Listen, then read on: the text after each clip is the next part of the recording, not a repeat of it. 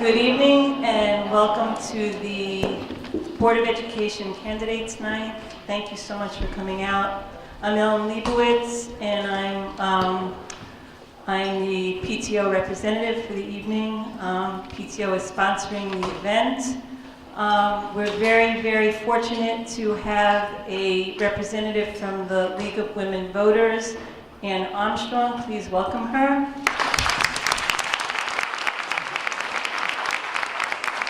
Ann will be moderating. I'd also like to thank Willie Jacobs-Perez sitting up front. He's going to be our timekeeper for the evening. Thank you, Willie. So Ann will explain the format of the evening. You're welcome to ask questions with the handheld here and we'll get it to you. If you would prefer to write a question on an index card, when the time comes, you just raise your hand at question time and we'll get an index card to you. But I hope most of you will just take advantage of asking the questions directly to the candidates. Okay, Ann. All right, thank you. Good evening. We have with us this evening 7 candidates vying for 3 seats on the Board of Education of Highland Park. Before introducing the candidates and explaining the format of the evening, I have an opening statement that I must read from the League of Women Voters of New Jersey. The League of, well, that just reminded me of something. And I'll probably say it again, but could you please either set your phones to vibrate or even turn them off? That would be wonderful.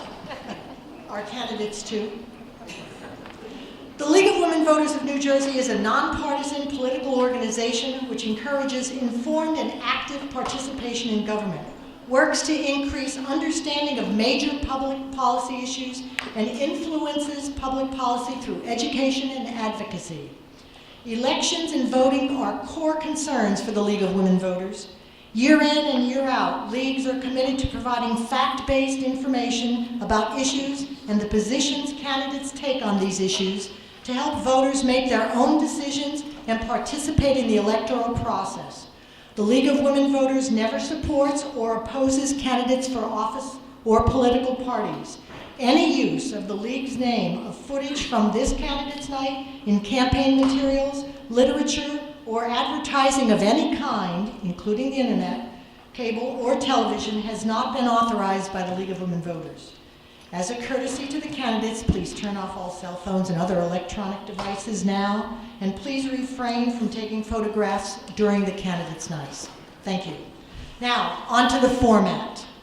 Each candidate will give a brief opening statement. After the opening statements, the audience will be given the opportunity to ask questions. These questions can be directed to a particular candidate or to all candidates. Please state your name and the street on which you live before stating your question. Each candidate will be given a set time to answer each question. Responses will be timed by a person sitting up front. After the question and answer period, the candidates will give a brief closing statement. The candidates are Donald Corr, Ann Gowan, Michael Greenberg, Michelle McFadden DiNicola, Robert Roslowitz, Jordan Siegel, and Jonathan Ashley Wharton. We will begin with the opening statement of Michelle McFadden DiNicola. Thank you all for showing your support for our schools by coming out tonight.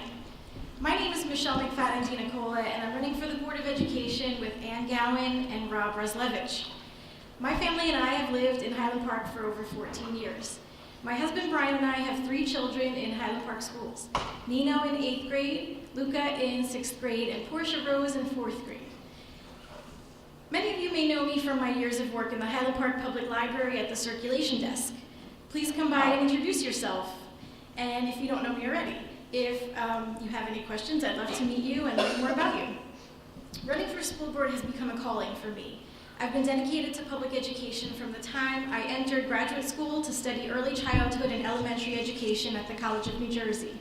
I worked as a classroom teacher for almost 10 years in public and private institutions, including as a high school language teacher, where my belief in the value of public education was confirmed.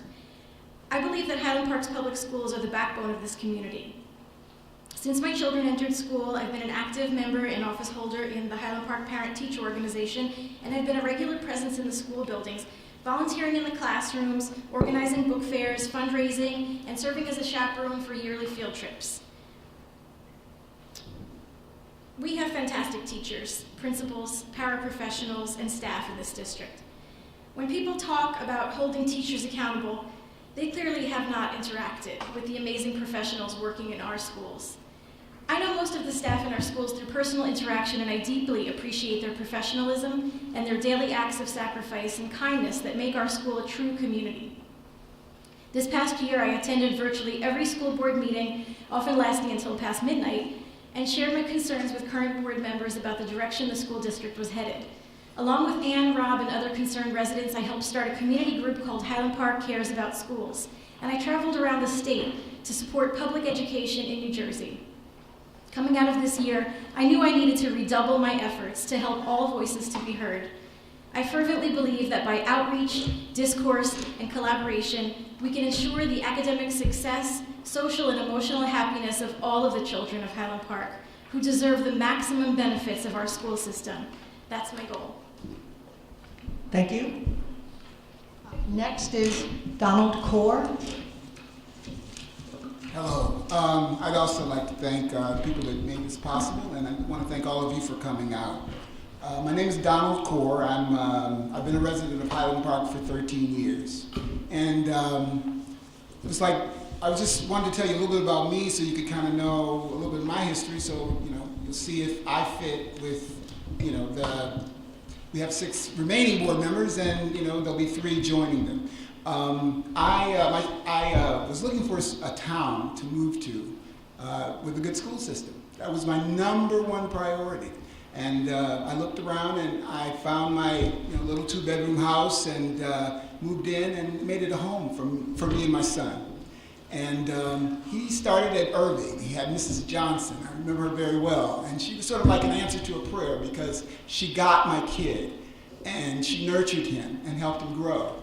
And from Irving to Bartle to middle school to the high school, I've had good experiences with the teachers that have worked with him and found them very caring and loving and giving him the things that I would want them to give. I retired as a school psychologist, and I've done that work for 34 years. And now I'm doing some private practice. But in that work, I was able to work with many teachers and administrators and children. And it's sort of like I just was sitting, I had retired, I was doing some other things, and a friend of mine, told me about what was happening recently in schools. And when she talked about it, I just didn't hear the town that I had grown to love. So I just thought that with the skill set I had something that I could give. And, I'm just saying, I have a sense of a lot of the issues. It took a lot of work to unpack everything, but, I just think that with all that experience working with kids, I do care deeply about all kids in this town. And I know how important education is, that I would be able to offer something to the board. I hope, as we do question and answers, we'll get us more of a sense of specifics, but I just needed to tell you a little bit about me and a little bit about why I wanted to run. And I hope, that we'll get a chance to talk more. Thank you. Thank you. Michael Greenberg. Good evening, Madam Moderator, members of the media, and fellow residents of Highland Park. Thank you for coming tonight and participating in this exchange of ideas. Thank you also to the League of Women Voters for providing the moderator, and to the Highland Park PTO for sponsoring this forum. I'm grateful for the opportunity to share how, as a member of the Board of Education, my experience, knowledge, and dedication will benefit the children of Highland Park. My name is Michael Greenberg. I've been an educator in the New York City public schools for over 17 years, where I currently teach science in grades K to 5 for both general and special education students. I've also voluntarily served on many building committees, including the curriculum committee, school leadership team, instructional team, quality review committee, as well as the hiring committee that was responsible for the interviewing and selection of building administrators.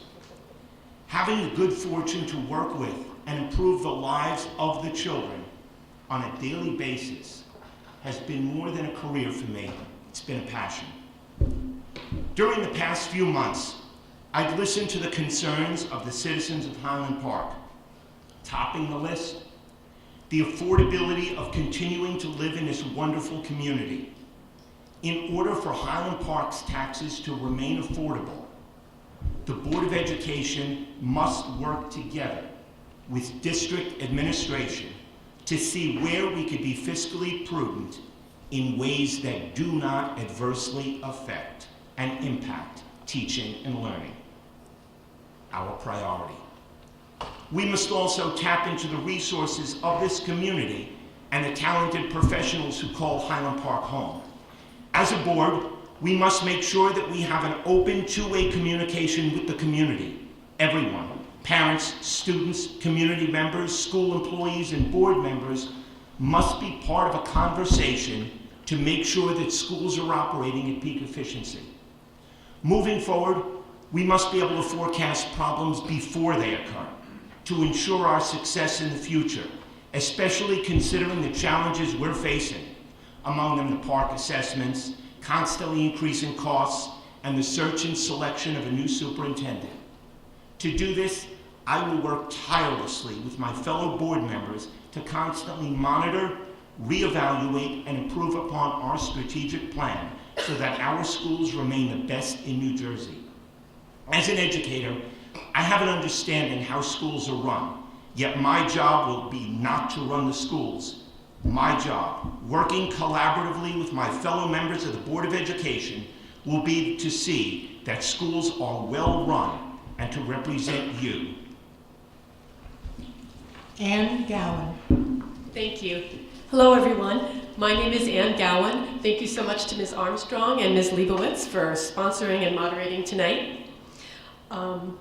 And most importantly, thank you to everyone here who came tonight. I know this has been a difficult year in many ways, but it's also been kind of uplifting to see how many of us residents are concerned about our public schools. I'm very glad to be here tonight with all of you and with my running mates, Rob Ruslevich and Michelle McFadden-DiNicola. I'd like to tell you a little bit about myself. My husband and I are the parents of 2 boys at Bartle School. Noah is in 4th grade and Seth is in 2nd grade. We moved here about 4.5 years ago so that Noah could start kindergarten in this district. Over the past years, we've been fortunate, both of us, to have had the opportunity to volunteer in our kids' classrooms numerous times, and it's been really incredibly rewarding. We've had great teachers. In my professional life, I've been a lawyer for almost 20 years now, and I've dedicated my career to the pursuit of social justice. Currently, I am appointed by various courts to represent poor prisoners who are appealing their convictions. This past year, I combined my passion for fairness and equality with my commitment to our public schools. I was moved to action by the unexplained, unexpected dismissal of 9 school employees in November. Those included staff who worked directly with our students who are the most vulnerable. After that, I attended nearly every school board meeting and spent many hours engaging in my other passion, which is researching issues like school budgets, educational technology, and public school law. I worked with many community members, including my running mates, Michelle and Rob, to form Highland Park Cares About Schools. I intend to bring the same tireless devotion and fairness that I show my clients to a position on the board. I would be honored to serve our town by sitting on the school board. I look forward to a collaborative term in which I would solicit participation from all members of the Highland Park community, students and families from all neighborhoods, teachers, paras, staff, and administrators, and all the many residents in our town who do not have children in the schools. I look forward to hearing your questions tonight. Thank you so much. Ashley Morton. Good evening. Thank you to the PTO for sponsoring the event, to the League of Women Voters for facilitating, and thank you all of you for giving up your time this evening. I think I'd just like to say, could I get away with just saying ditto what Michael Greenberg just said? Kind of leave it at that, perhaps. A little bit about myself. I've been a resident of Highland Park for 16, 17 years. I have a daughter, 12-year-old, 13-year-old daughter in the middle school. And my background is, unlike many up here, is not in education. It's actually in healthcare and healthcare operations. I've worked both in providing hands-on care as an RN, both abroad and in this country, and more recently have operated as a CIO and a COO, managing significant budgets, staff, and as you all know, healthcare is facing many of the same issues that education is. It's constantly under pressure, constantly under threat, and constantly the recipient of cuts at a federal and a state level. So there's some similarities there. Going back to the provision of hands-on care, in those days, I think it's also relevant that I mentioned at that time I was a union representative for clinicians. And in that role, it's relevant because in that role, I've sat on both sides of the negotiating table. I've represented the union and I've represented management in later years. So there's some synergy there as we look to negotiate, listen, collaborate, and move issues forward. The reason that I'm running for the board, and actually I'm the only sitting board member, although it's important too that I took the seat in April. There was a seat vacated by a previous board member, and I took that seat in April. So I volunteered and put myself forward. At the same time that everyone else here started paying attention to the issues that were occurring in our district, I was paying attention to, and I attended board meetings for the first time, September, October, and there was a lot of discourse. There was one issue that resonated with me and made me want to step forward and makes me continue to want to serve. And it's an issue that wasn't getting much traction. I stood there in one meeting, it was probably in November, and the external auditor came in and basically delivered a state of affairs for the district and stated that in the coming school year we were facing a deficit. Essentially a rounded down, $900,000 deficit. That issue did not get much traction or discussion going forward. And in looking at that issue, I started to uncover a lot more issues. It's like peeling back an onion, and there's so many issues that I'd like to be involved in and collaborate on going forward. So I'd be honored if I was selected to serve as a board member. Thank you. Jordan Siegel. Thank you to the PTO, thank you League of Women Voters, and most appreciative of everyone spending their time this evening with us. I'd like to introduce myself a little bit. My name is Jordan Siegel. I'm a resident of Highland Park for about 22 years. I had 2 children go through the district. I've had 3 nephews go through the district. I've had cousins go through the district and some cousins still in the district. All of them, I can say unequivocally, have had a wonderful experience. They've all expressed to me the love they've shown, the care that they've been given, the mentorship that they've been given, the wonderful teachers. Everybody across the board have been delightful. I want to make sure that continues. I want to make sure that that legacy continues for all students. So right now, my 2 boys are at Rutgers, and I'm real proud of them. But I don't think they would have gotten there without the help of coaches, without the help of some of the teachers who took time after school. And so, with that in mind, I'd like to put forth a tone, if I'm elected, a tone to the board that is supportive and also that wants to make sure that all of our students reach the success that they're capable of reaching. A little bit about me professionally. I'm a school counselor. I work up in Union County. I work with students across the board. I work with students who are high achievers. I work with students who are at risk. And I've come to learn that at risk means a lot of different things to a lot of different people. I've been talking to people and some say, oh, my child's at risk of getting a C, where I work, there are some children that are at risk of dropping out, pregnancy, even death. So I get the fact that at risk can mean different things to different people. But I think that we do have an at-risk population because many of our students aren't reaching their potential, aren't reaching the success that they can reach. There's an achievement gap that I know that we can close. There are many financial issues that we have to face. This town is going to be looking at expansion in terms of the new housing coming up. How many students are going to be coming into district? I don't know. I don't know if anybody knows. But what I can say is right now we're at 95% capacity, and we have to start the discussion about how we fix and how we work towards the future. Thank you. Robert Roslovich. Good evening to all of you. My name is Robert Slivich, and I'm running for the Board of Education with Ann Gowan and Michelle McFadden DiNicola. I'd like to thank all of you, the League of Women Voters, and everyone who came out here tonight because it shows some great dedication to our public schools. My wife, Jenny, and I are the parents of a 4th grader and a 7th grader attending the Highland Park Public Schools. We decided to raise our family primarily in Highland Park,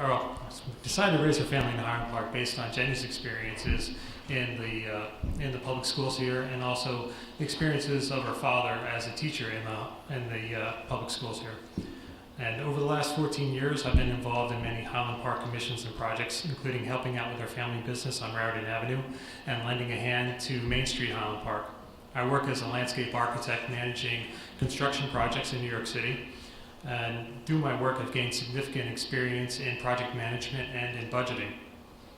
This last year, Ann, Michelle, and I, along with many other concerned families and residents, created Highland Park Cares About Schools. And I've attended as many school board meetings and task force meetings as I could over the last year. I felt it was important to educate myself also about the local, state, and federal education issues that are impacting the Highland Park schools. As a member of the school board, I will work to foster a culture of transparency and collaboration with the community.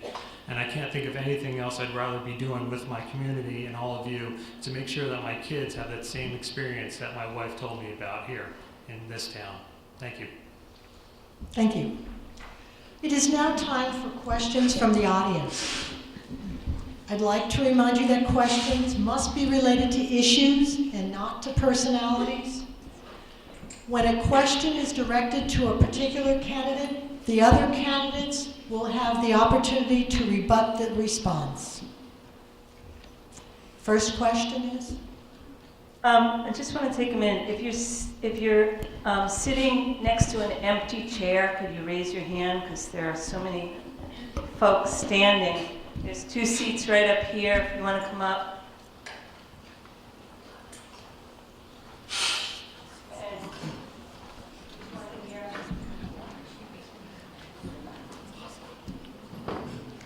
Okay, question.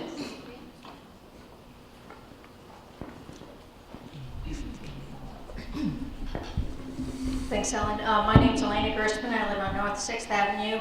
First, I want to thank the candidates for coming tonight and also volunteering or potentially volunteering for our town's children, including my 2. I have a question about being on a board, and I know serving on a board, whether it's a school board or a for-profit or non-profit board, requires a different set of skills. So I want to know what each of your experiences are serving on a board, if you have any.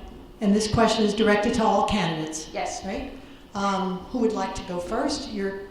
What you think your qualities are for serving on the board? Yes, sure, Ann. Hi, Ann Gowan. I have never served on a board, to answer your question. However, I feel that I have some very applicable skills. Number one, my job requires a lot of negotiation. That is the number one thing I do all day. I negotiate with people whose interests are not merely, whose preferences are not really somewhat different than mine, but are sometimes diametrically opposed. That includes prosecutors and my clients sometimes. So that is a skill that I've developed. And given that we do have some divisions in our town, I feel that I would handle those well, and that would be a skill that transferred to the board. Thank you. Mr. Morton? I actually have served on a board, and also up until recent times, the majority of the work that I've done has been in the nonprofit arena, which necessitated actually managing a board, or at least collaborating and working with the board. I know the constraints that a board has, that they're not there to manage the day-to-day, they're there to set priorities and strategic initiatives, and then to delegate the day-to-day management to the CEO or the superintendent in our case. And the key for me in terms of the board, it's advocacy versus activism. And I think a good board member is an advocate, a negotiator, a listener, and they're the strengths and that experience of working with boards in the past that I would bring to the table. Greenberg? While not an official board, as a member of a school leadership team, which is an elected site-based management team in a school, comprised of parents, teachers, administrators, and citywide personnel, the main talent that is required is the art of collaboration. They need to be able to listen to ideas that are not their own and willing to say, hey, wait a minute, I may not get everything I want, but what's really important to me?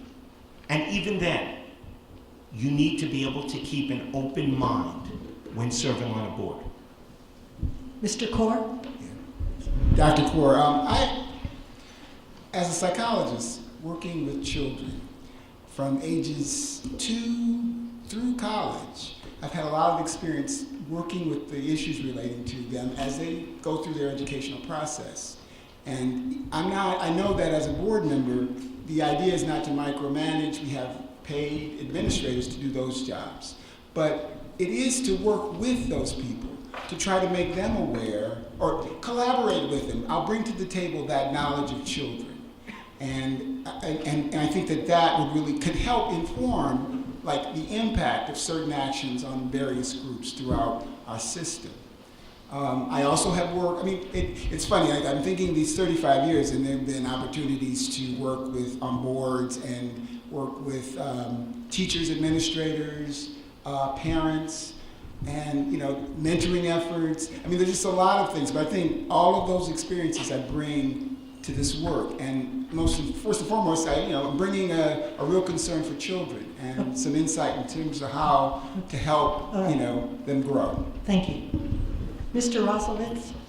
Well, as a landscape architect, I've worked on many projects where we had a community approach to doing the design concept and working with the client and with the community to incorporate those elements together into something that we could build.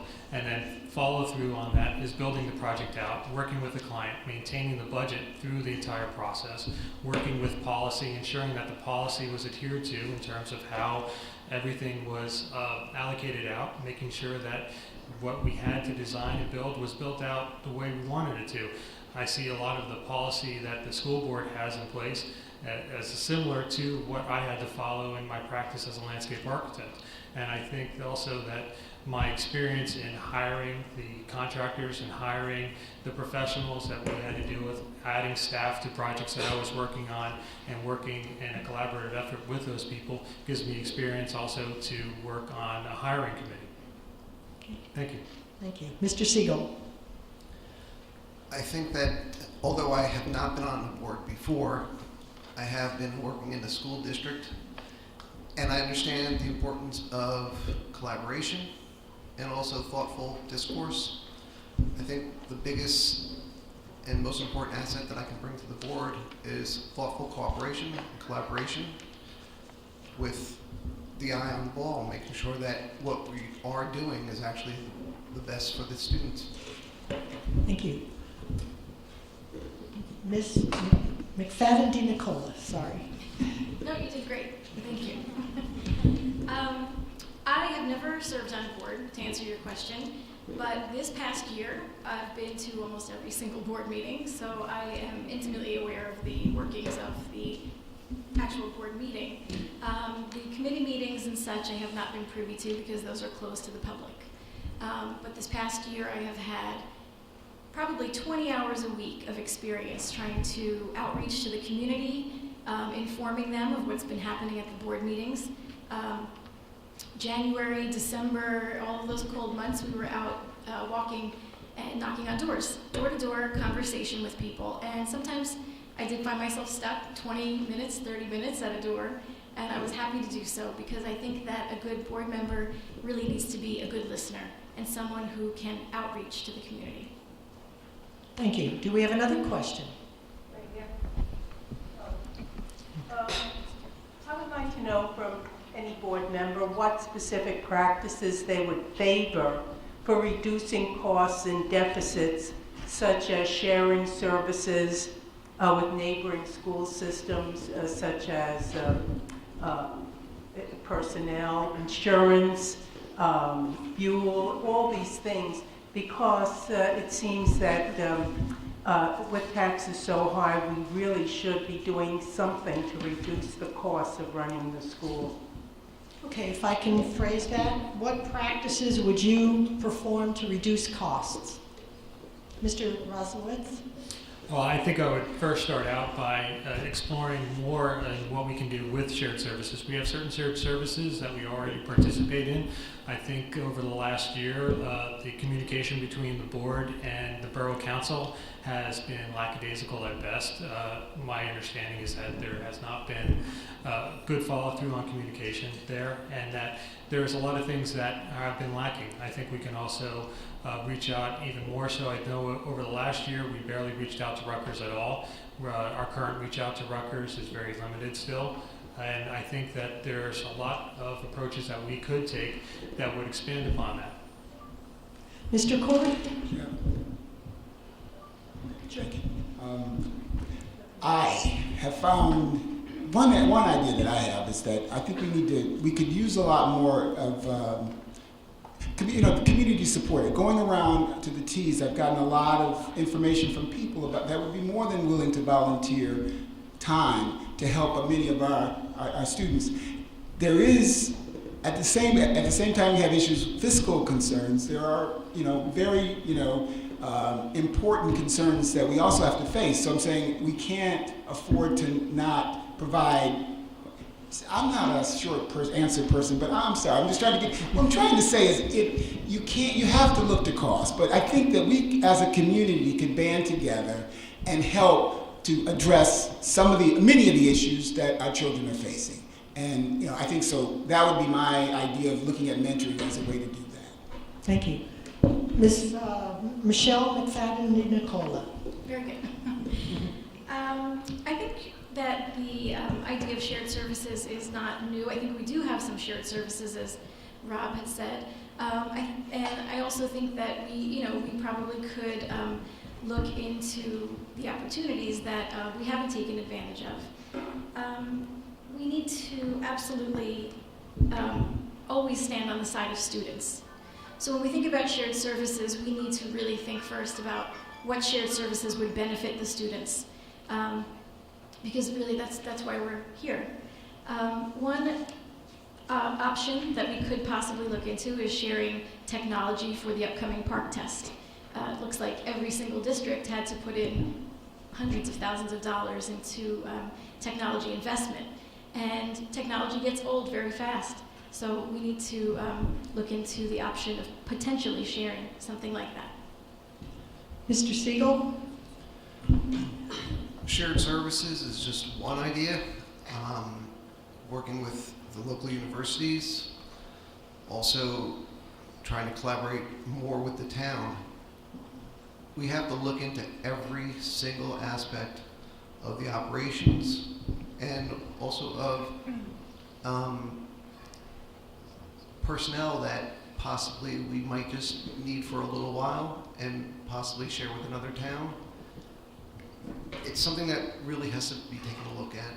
We have to find every single penny we can to make sure that the financial resources that we do have is going into the places that are needed the most. Books, teachers, resources. Thanks. Michael Greenberg? I think when we look at shared services, we have to first analyze where is the monies going that do not first relate to teaching and learning. After we put aside the teaching and learning money, we can go line by line through the budget to say, hey, wait a minute, is this needed right now? If it's needed right now, for example, if there's something with a building that provides a safety issue, obviously that needs to be done now. Or is it something that could be put off a year or 2, 3, until hopefully things improve? Ann Gowan. Thank you. I think the number one thing we can do to reduce costs is to plan well. I think that before the board makes significant high-cost decisions, they need to consult with the community as much as possible. Before we hire a superintendent, for example, I mean, this is, we've gone over and over this, but due diligence is really necessary. It's very expensive to have to pay someone out. Before we do computers, again, something that's been beaten to death perhaps, we need to have a plan for how to use them in the curriculum. We don't want to wind up, as has happened now, with some of the computers at Irving sitting in a closet. So good planning is what I think we need to focus on. Ashley Warden. Typically, the concept of shared services, when brought up in a public forum in New Jersey, would kind of just relegate you to last place. It's not something that's a comfortable conversation. It is a conversation that we have to have, but as colleagues up here have said, we have to look at how it will impact the student, our children, and the teachers. And the integrity of that has to be preserved at all costs. Just a quick comment in terms of looking at items that can be put off. The state that we're currently in is because 5, 6, 7 years ago, we took that path. We put things off, which is why we arrived this October with financial constraints and a lot of stress on the system. It's one of the reasons. The other piece, as a district, we don't take advantage of grants and applying to foundations. So in addition to the comments brought up, one of the options is to seek grants that would support the district. Okay, thank you. Is there another question? Please raise your hand. Tim McKinnon, 22 North 4th Avenue. This is really a question for anybody who wants to answer it. Last year, we had a situation that we were very familiar with that happened with the superintendent and the board and everything that happened.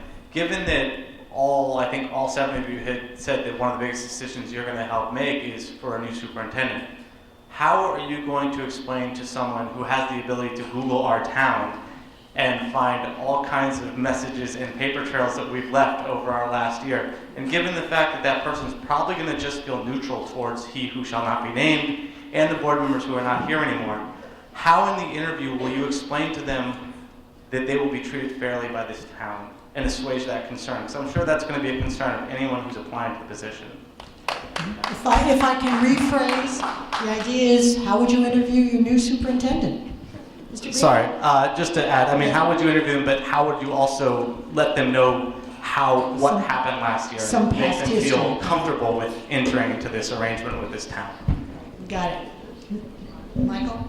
As I mentioned in my opening remarks, one of the committees I served in New York City, if anyone is familiar with the New York City Department of Education, is a C30 committee, which is comprised of teachers, parents, and administrators to interview building administrators. This is something that could be brought to Highland Park before the Board of Education or in between the board's interviews.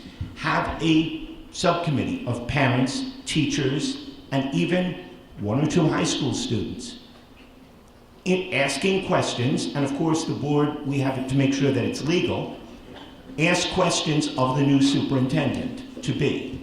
How would we explain it? Very easily. In this round, we are asking for community support. We are including community support. In the past rounds, we didn't do so. Ashley Warden? It's a great question. My understanding, it also has a significant impact. And my understanding is we don't typically have a large pool from which to select or draw. We're a small district with reduced opportunity. What we need to do is sell that small community, though. And I think by engaging the community in the process, allowing the community members to sell the values of Highland Park, we can attract the right candidate. And I concur that it cannot be a rush decision. We need a leader, not a an autocrat that's going to push policy down, but someone that can bring the community along with them. So by engaging the community in the process, that candidate will have an opportunity to get to know us and to recognize our values and the value of being here. Gowan? I am proud of our town. I know that Tim McKinnon and I have occasionally said things that were maybe a little more sarcastic than they should have been on Facebook. But all in all, I am proud that we have so many residents who came out and spoke their minds at public meetings, and emails to the board, and letters, and all kinds of different contexts. I think a superintendent that values what Highland Park values will understand what happened here. The issues with the superintendent they're not strange or difficult to figure out. I think another superintendent, a professional with a proven track record of collaboration, will see what went wrong here and why it went wrong. I don't think it's a mystery. I think we do have to do some things to make sure that we enlarge our pool of potential candidates. It needs to be a national search, not just in New Jersey. It needs to be a search for someone with a proven track record. It could be elsewhere in the country. We need to engage a well-recommended executive search agency, not the New Jersey School Boards Association, to ensure that we have a candidate who values what we do. Thank you so much.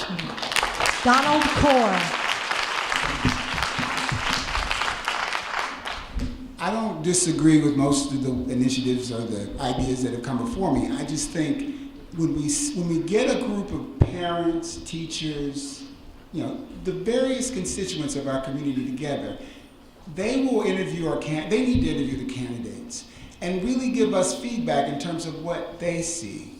I just think that, I'm a one-on-one kind of person. I mean, I'm just saying I would want to be able to talk to the candidates and really try to get a sense of how they would function in a small community like ours. What ideas do they have? I like small. I would want to make sure that someone else got that we have a very special thing here in Highland Park. And that, I think would help us greatly, So we get the people that really care, like you, people here right now, to come out and try to figure out who is this person and does he get us? McFadden, Dina Cola. Last year was difficult. I think we all agree on that. I think that what Anne and Rob and I would like to see is someone that understands that our district's reputation will be tied up with theirs, that we really do need to collaborate. We need someone who can look at the situation that happens in Highland Park and understand that we are a town that really cares about our schools. We will stand up when we feel that we are not being heard. We will continue to stand up, and we will get into the details of everything that happens in our schools. Some might see that as some sort of, mark on us, but I am proud to say that that is something that really does define Highland Park and who we are. Siegel? Jordan? Sorry. To answer your question directly, I think we should have a candid conversation with the candidate. Let them know what happened. Let them know the history of Highland Park. Let them know where we come from. Like all of us, I'm really proud of this town. We have so much to offer. And we're not a big community, but the person who's going to be the head of the district, the chief supervisor of the district, he needs to understand who we are and what's important to us. And he needs to understand that we actually want our children to succeed. And so, the issue of choosing a candidate has to be done in an open, clear, honest way. Robert Rosalind. Well, the first thing I would do is disagree that last year's community involvement would necessarily dissuade anyone from coming here as a superintendent. I think that demonstrated right there that this community is involved with its schools, and I think it's something that a superintendent who's looking for another position would say, hey, that's a community I might want to be involved in. Because, Mr. Soto's not scared away. He's actually out there. He's going to football games, he's attending events, and he's engaging with the community. And I think one of the things that this last year has done is it's engaged this community. Look how many people are here tonight. I think that we can move on from this, use it as a lesson, and that we can use it as something to demonstrate that, Highland Park is a great community. It has years and years of demonstrating that it is a wonderful community for someone to work in. And I don't think that someone's going to be dissuaded by last year. I think they're going to use it to say, that's the kind of community I want to have their support. Any questions? Raise your hand if you have a question.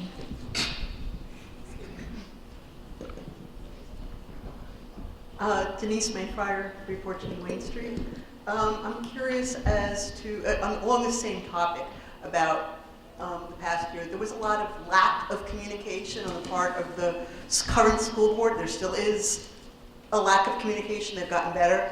I'm wondering how you all see communicating with people, and communicating with the community. I think that it was a big, big problem, and it caused certainly me to become very more vocal. So I would like to hear from you. Thank you. Donald Core. I got a chance to really look at the videos of YouTube of the board meetings. One thing we don't do very well in this town is communicate to people who don't have children currently in the school district or don't have children. So I'm just saying that's one level of communication that we really could work on. But communication is what I do, and working with people to try to, I can work with anybody. So I'm just saying the idea that we would communicate as a board and try to highlight, bring to the table the things that we know best, and and then be able to try to talk to our neighbors that are serving on the board. I mean, so that, I'm just saying that idea that communicating among each other to try to deal with, but also, I hate this format, but also looking at the communication with I think we could do much more in terms of committees, task forces, and small groups, that we could meet in smaller groups perhaps than this, but not the whole board, but with, say, like a curriculum committee, and then we could talk, not like, I got a red card, sorry. Jordan Seaver. Communication. I think that, rephrase the question again, just. How would you increase communication from the school board to the community? Yeah, how would you communicate with the current school board is really not good at communicating, or at least wasn't. How would you improve it? One of the things that I really didn't like that they did. That's okay, we got it. Oh, okay. That's all right, I understand, but that's what you wanted to know. How's he going to make it better? We have to try new and different things. I think that the way that we were communicating wasn't effective. And so let's try new things. I don't know what the silver bullet's going to be to make sure that the students who go to parochial schools, the parents understand what's going on, the retirees understand what's going on, the parents of all the students who might not have a computer in their house and might be a little bit behind the times and might have to work 2 jobs. Maybe they're not getting the information. I'm not sure what that silver bullet's going to be, but if we all try to work together and we try to reach out to the community in different ways, maybe the library, maybe going into school, maybe knocking on doors, but we have to try new and improved ways and seeing what works. Robert Roslowitz. Well, I think one of the things that Highland Park Cares About Schools has demonstrated over the last year is that we have engaged the community and looked to engage also the board in communication. And one of the things that we've been trying to continue is that communication with all groups to reach out to other people within this community. And one of the things we found is that just switching up the meeting night from a Monday night to a Tuesday night gained a lot of excitement from people, because there's a lot of people that just can't come out even just on a Monday night. So we would like to see the board meetings moved around to different nights of the week, perhaps also to different schools. We would also like to see the curriculum and the other committee meetings opened up to the public so that there's more public input. And we would also like to have more communication and task force meetings where the teachers feel safe to come to those meetings and speak out about what's going on in the schools, so that way we can have the involvement of the teachers and the community in the communications. Ann Gowan. Thank you. Transparency is one of my priorities that I share with Rob and Rochelle, certainly. We would like to open committee meetings, not personnel committee meetings, but the other ones. So we would advocate for that, definitely. We would like to have smaller town halls, as has been done in the past, possibly on issues of specific interest to different parts of the community. I think if we offered a town hall on, preparation for the budget, that might attract some people that pay taxes but don't have children in the schools. I think if we had a town hall on, for example, tracking at the high school, that might attract some people who don't always come out to board meetings. So the corollary, I think, to transparency is participation. We need to see more participation by more people in the community. And that means translating board documents. That means having childcare so that people can actually go to meetings. That means varying the dates of meetings. And that means, when it comes to the budget, talking about the budget farther in advance than just before it's due. Thank you. Ashley Warden. I agree with much of what has been said. Having taken a seat on the board, I recognize that there's constraints within that board format, within the way the meetings are conducted. So I absolutely agree. I think opening up committee meetings, outreach meetings. There was a meeting last year that I think was incredibly valuable. It actually occurred right here, was facilitated by one of our residents, Mark Wise, and a panel was brought in. So the opportunity to have a dialogue outside of the board meeting is probably key. And particularly, and I absolutely echo, one of the items that we really need to get out there is the budget. We need to start talking about the budget early and frequently, and provide the information in a format that's readily understandable. Michael Greenberg. I think the communication issue is twofold. First, it's not so much the message, it's the way the message is being delivered. If we heard some of the board meetings that took place last year, and the tone of voices between certain people just did not belong in education. We have to set a tone for the children who might be watching and learning from us as adults. Second thing is, we always invite people to the board meetings. They're posted in different newspapers. We need to go out to different schools in the community. We need to go out to different sites in the community. The senior center would be a perfect location. That was okay, Mr. Greenberg, you still had 15 seconds. And just because people were talking about the format, we're not finished with this yet. We haven't heard from Michelle McFadden-Nicole, correct? Yes. Go right ahead. I'm really glad that you brought up communication. Communication is something that you need to have in a difficult situation, especially. Last year, we experienced a situation where we repeatedly went to board meetings, and Rob and myself and dozens of us that founded Highland Park Cares About Schools, and were stonewalled again and again and again. And I don't know why, but I think that we got the message loud and clear that the board members did not want to communicate with us. So what I would like to see is the message being sent in the opposite, that we would like people to be included. We would like to hear them for as long as they'd like to speak. 3 minutes, 6 minutes, 9 minutes, whatever. You deserve to be heard. And as a board member, I would like to listen for as long as you'd like to talk. Any other questions?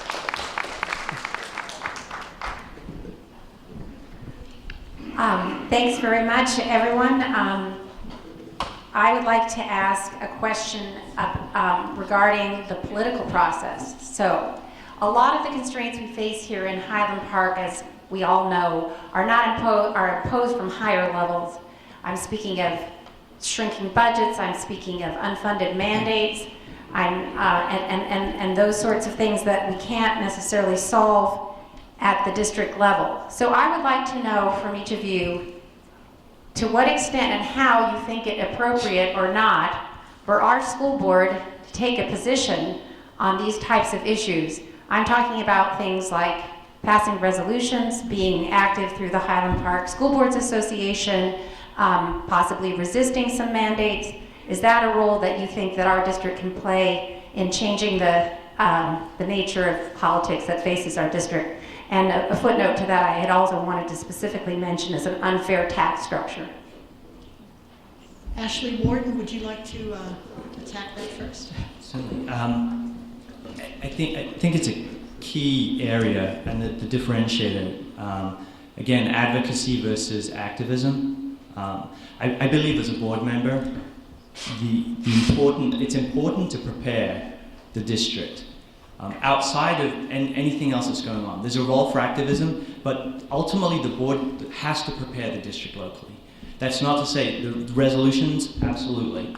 And in fact, myself and 2 other board members drafted a resolution decoupling teacher evaluation performance from testing that actually went around the state. So resolutions are one method. Also, coming back to this community engagement, as a board, we're not necessarily the activists that are going to change everything and march on Trenton. But through relationships with the council, local assemblymen, politicians, the community, we can make people aware of the issues facing us, and we can engage moving forward. Michelle McFadden DiNicola. I think that Highland Park is a really unique place. I'm really proud to live in Highland Park. Democracy is messy. It can be really messy, but it's great. In Highland Park, we have such a wonderful amount of diversity, but I don't know that we really do a good job of getting everyone involved and to the table. Frankly, I think that there are aspects of Highland Park that can be quite cliquish. Activism is something that I really do believe in as far as getting us to all be involved. We can all be activists on some level. Standing up for the children is the most important thing for all of us, not just for parents in Highland Park. And I would like to see us do what's right for the children. We really do have to adhere to mandates, but we can do a lot better than we've done thus far. And I mean, this is a town that banned fracking. We can do this. Jordan Siegel. I'd like to agree with most of what's been said. The issue is when the state comes down and says you have to do something, but we're not going to give you any money for it, you have to come up with some innovative solutions. And then you have to evaluate what you've done and say, is this really helping the students?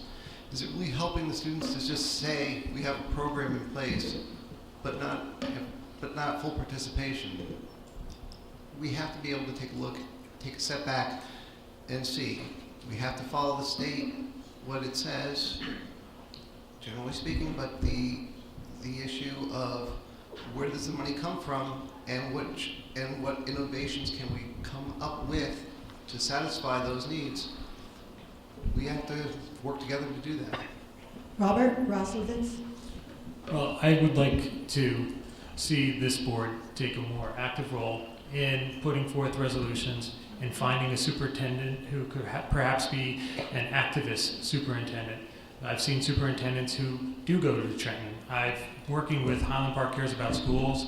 There's been a lot of members who take it beyond just what can happen in our school district, but take it to the state level and the federal level, and they create an oppositional force to what they're suggesting we have to do as schools. And I'd like to see that expanded and the board embrace that and use it to their advantage.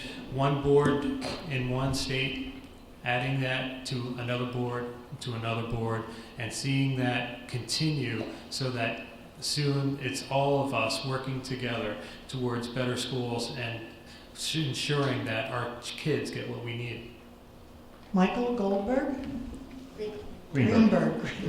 As a board, as a board, our responsibility is to see that the schools are well run and to advocate for the well-being of our students.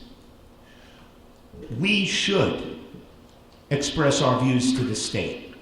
We should express the views of the community to the state. One of the more recent issues that has come up is when students are in a sense punished or disciplined for their parents' lawful decision to opt out of the state tests. When they do the sit and stare, it amounts to nothing more than corporal punishment. Corporal punishment sanctioned by the school administration. This needs to stop. This is where there is no state law on what guidance to provide.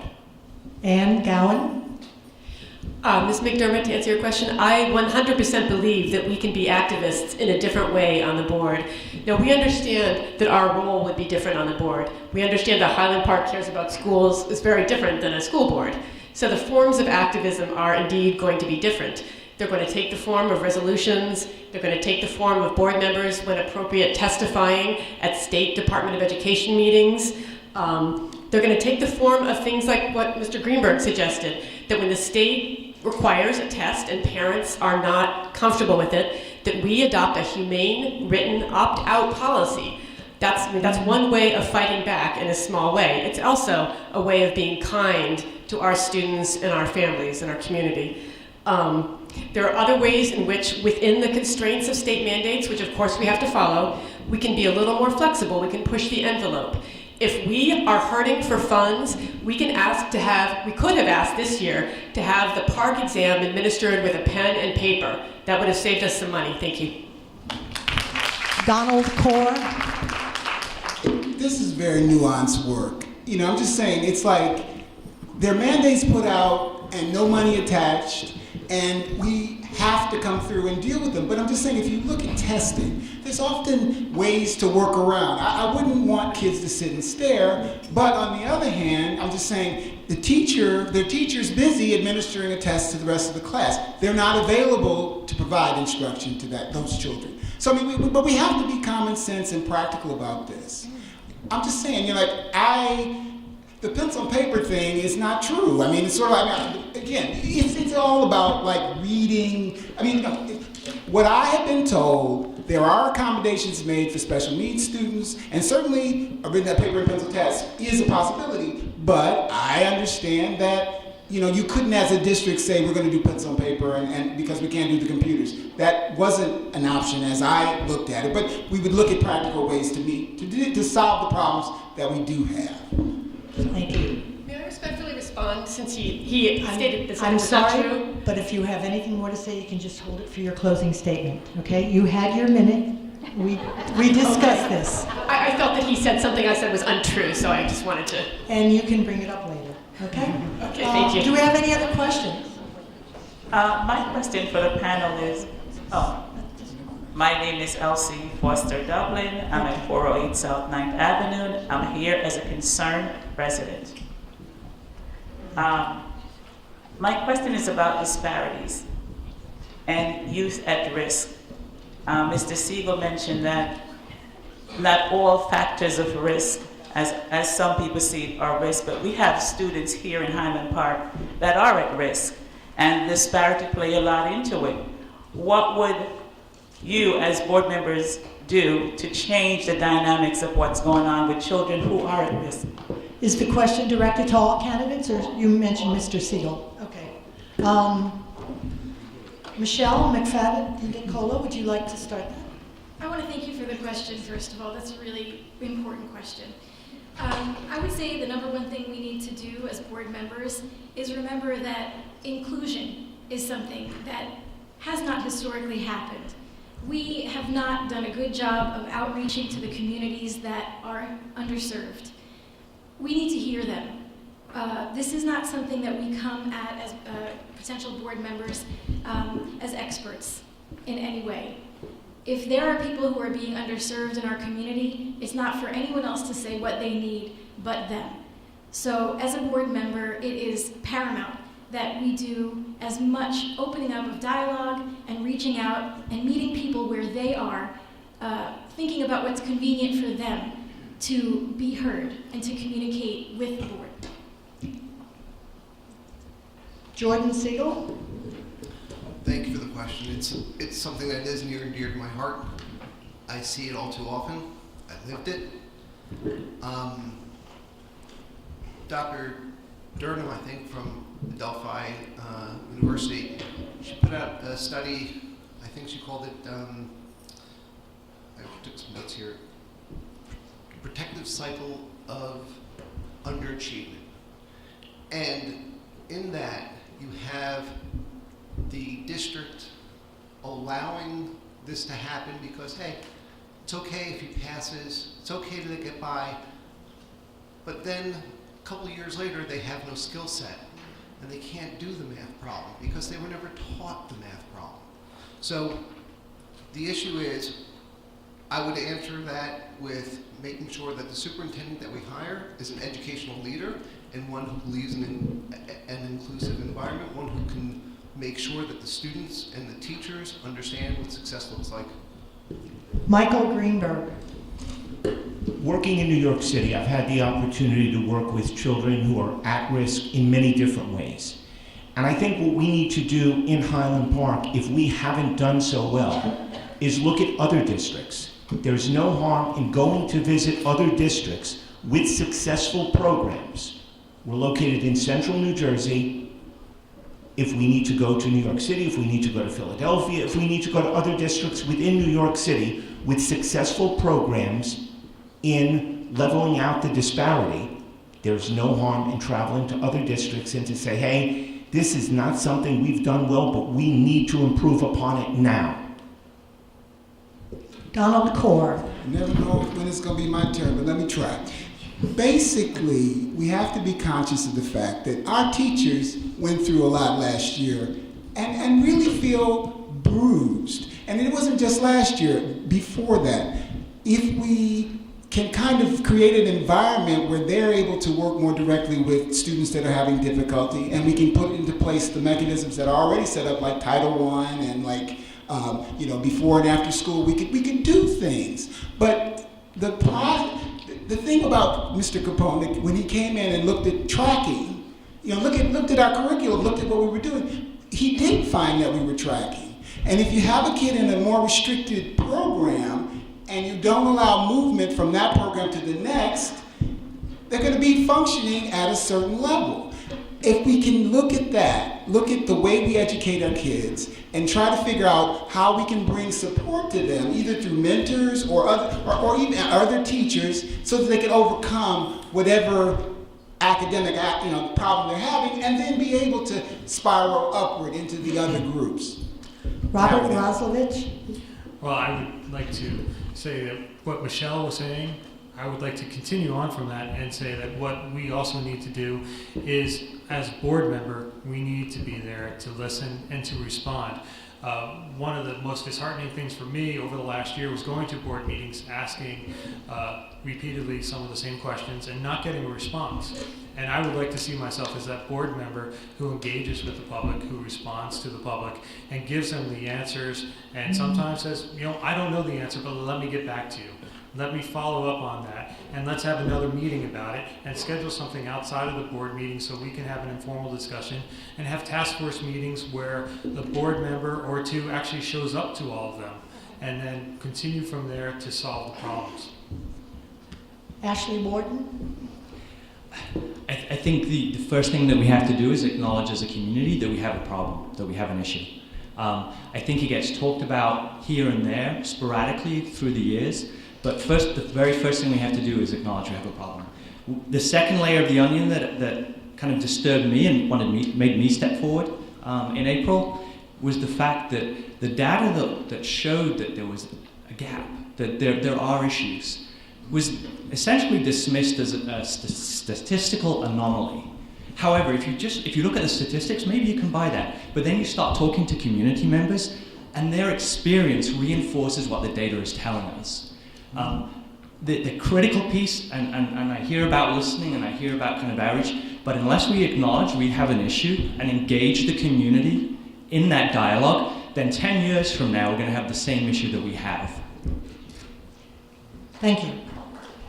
Anne Gowan. Thank you. In my view, we have two issues. We have the so-called achievement gap, which is a test score gap. That's what Mr. Capone was talking about when he did his statistics. And whether or not that's statistically significant, I don't really care, because I think it reflects something more important, an opportunity gap. And as we've been going out door to door for this campaign, we have learned so much.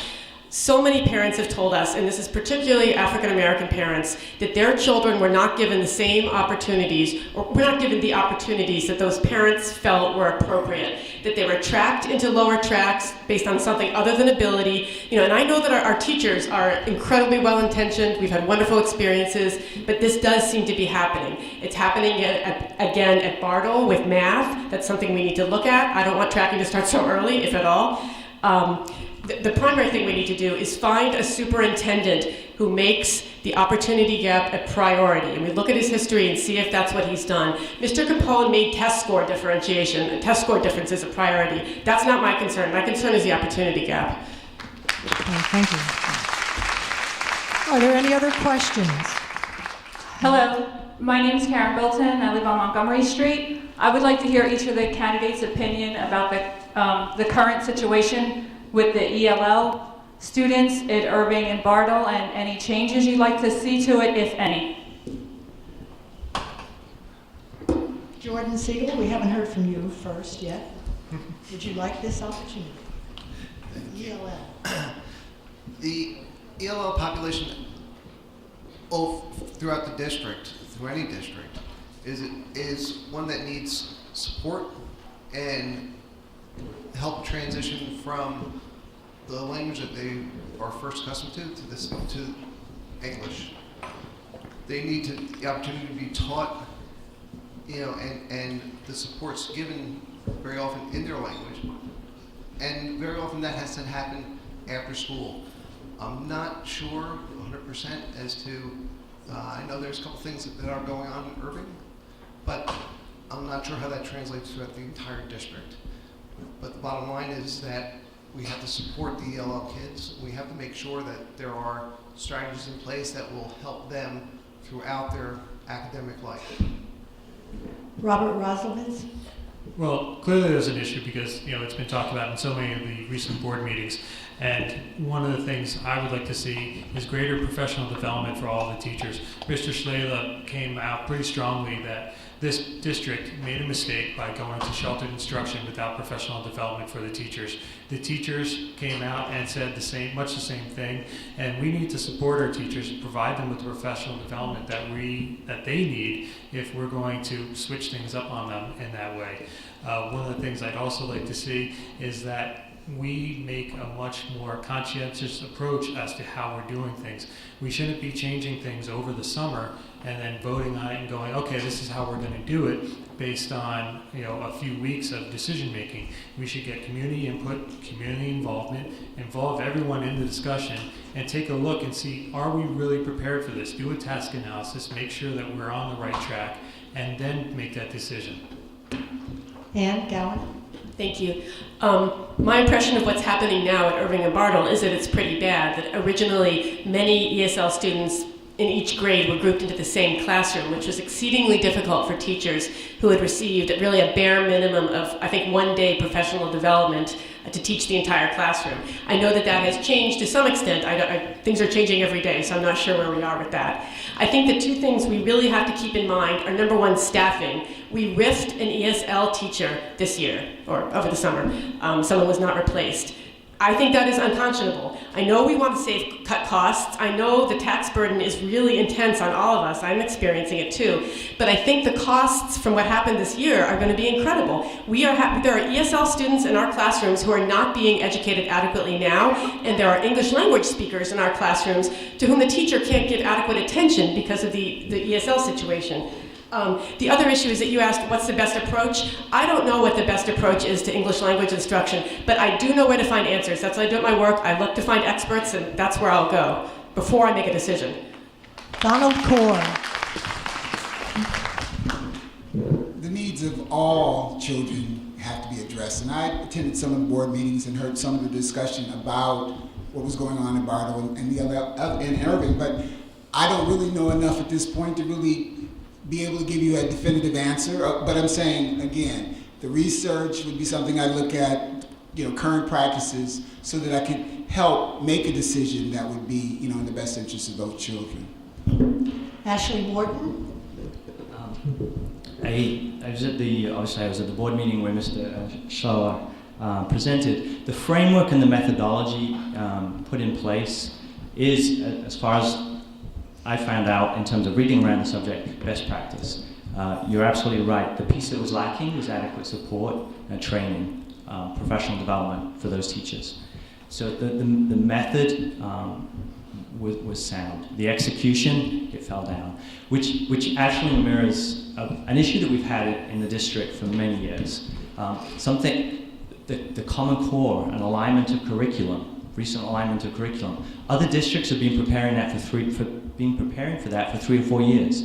We were suddenly hit with it this year. So it is something that's symptomatic, and it is something that we need to work through. I think the current administration and Mr. Soto are making changes and are looking to collaborate widely on this issue and engage the community in the discussion.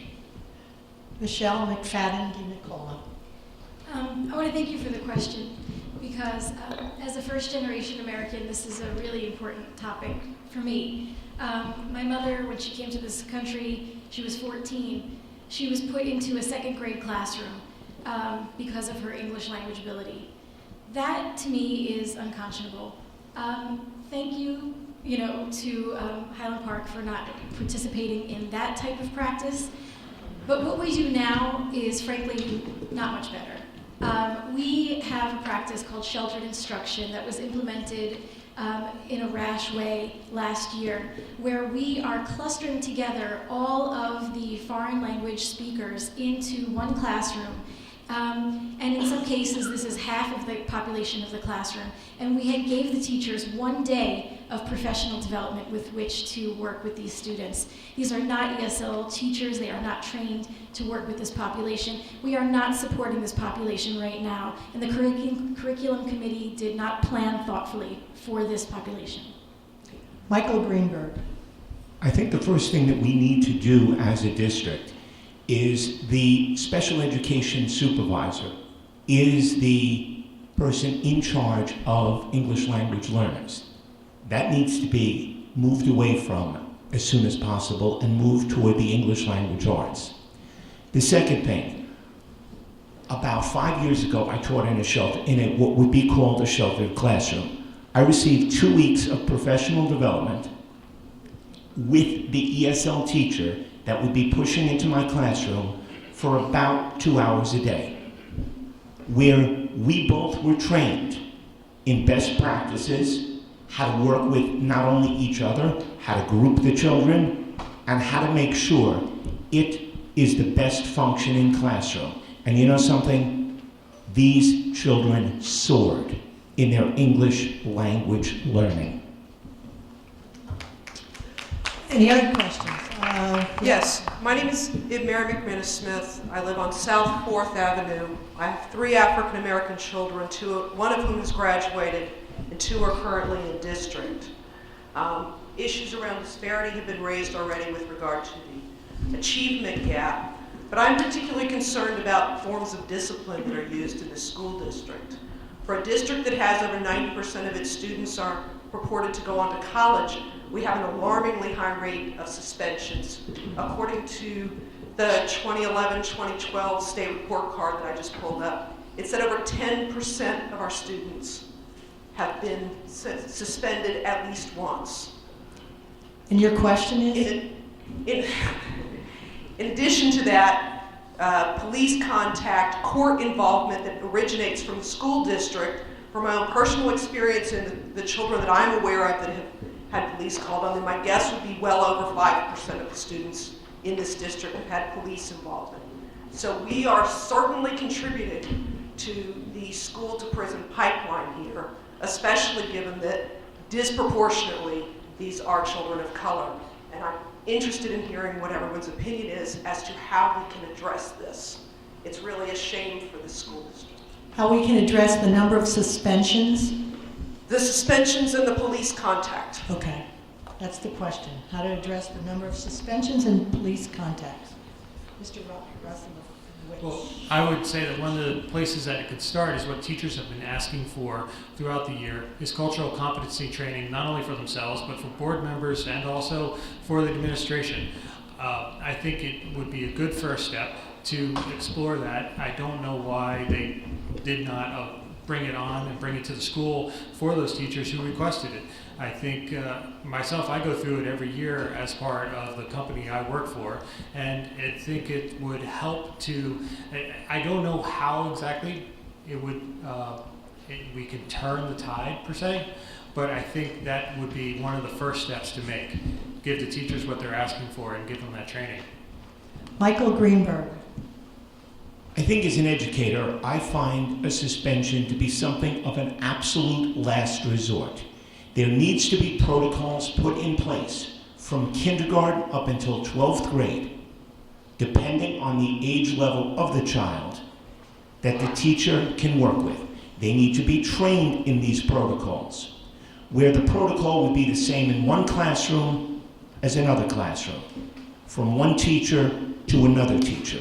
If it is a building-wide protocol, the number of disciplinary cases, and I've seen this firsthand, will be reduced drastically because the children will know what they are expected to do and how they are expected to perform. Donald Kaur. In my opinion, I think one of the biggest factors in this situation is engagement. When kids aren't engaged in instruction, they often drift their attention, they can often get into discipline problems. So I think, in addition to what Mr. Greenberg was saying, that we also need to look at our curriculum and look at, I think the competency training could be helpful, but look at how much we're engaging students and developing programs that really help keep them more, engaged in terms of the learning process. Michelle McFadden. I think engagement is important, Mr. Gore, but I'm Dr. Core. I'm sorry. We've done that. Okay. Oh, so we didn't hear you before, sorry. Okay, I apologize. The literature always says Mr. Gore. I apologize. So I didn't want to disagree. I just wanted to add that that engagement is important, but I think it's also important to not put the onus on the child for not being engaged. The population that the question referred to, I believe, was the African American population specifically. And I think that historically this is an underserved, not listened to population in Highland Park. So again, I would stress that the board needs to be thoughtful, listening, humble. We need to find out what the problem is before we can fix it. And I really do think that the problem does not lie in the children's behavior. I think that there needs to be cultural competency, as my running mate Rob said. And I just want to say that this is one of the reasons why I'm running with Anne, because of her social justice background. This is very important to all three of us. Ashley Wharton. Reiterating cultural competency, it's actually, I'm on the record publicly stating that we need cultural competency initiatives. It was actually built into the strategic initiatives of the board for this coming year. So we recognize, and I particularly recognize the need for that. That's the starting point. And then I would echo Don's point that the engagement with the children so that they believe they can succeed. The children don't come in with the idea that they're just going to act out or take X path. We need to provide an environment in which they feel valued and engaged, which comes back to cultural competency, and they need to believe they can have success. Anne Gowan. First of all, Dr. Kaur, I want to apologize for getting your title incorrect. I didn't mean any disrespect. I know it must feel disrespectful.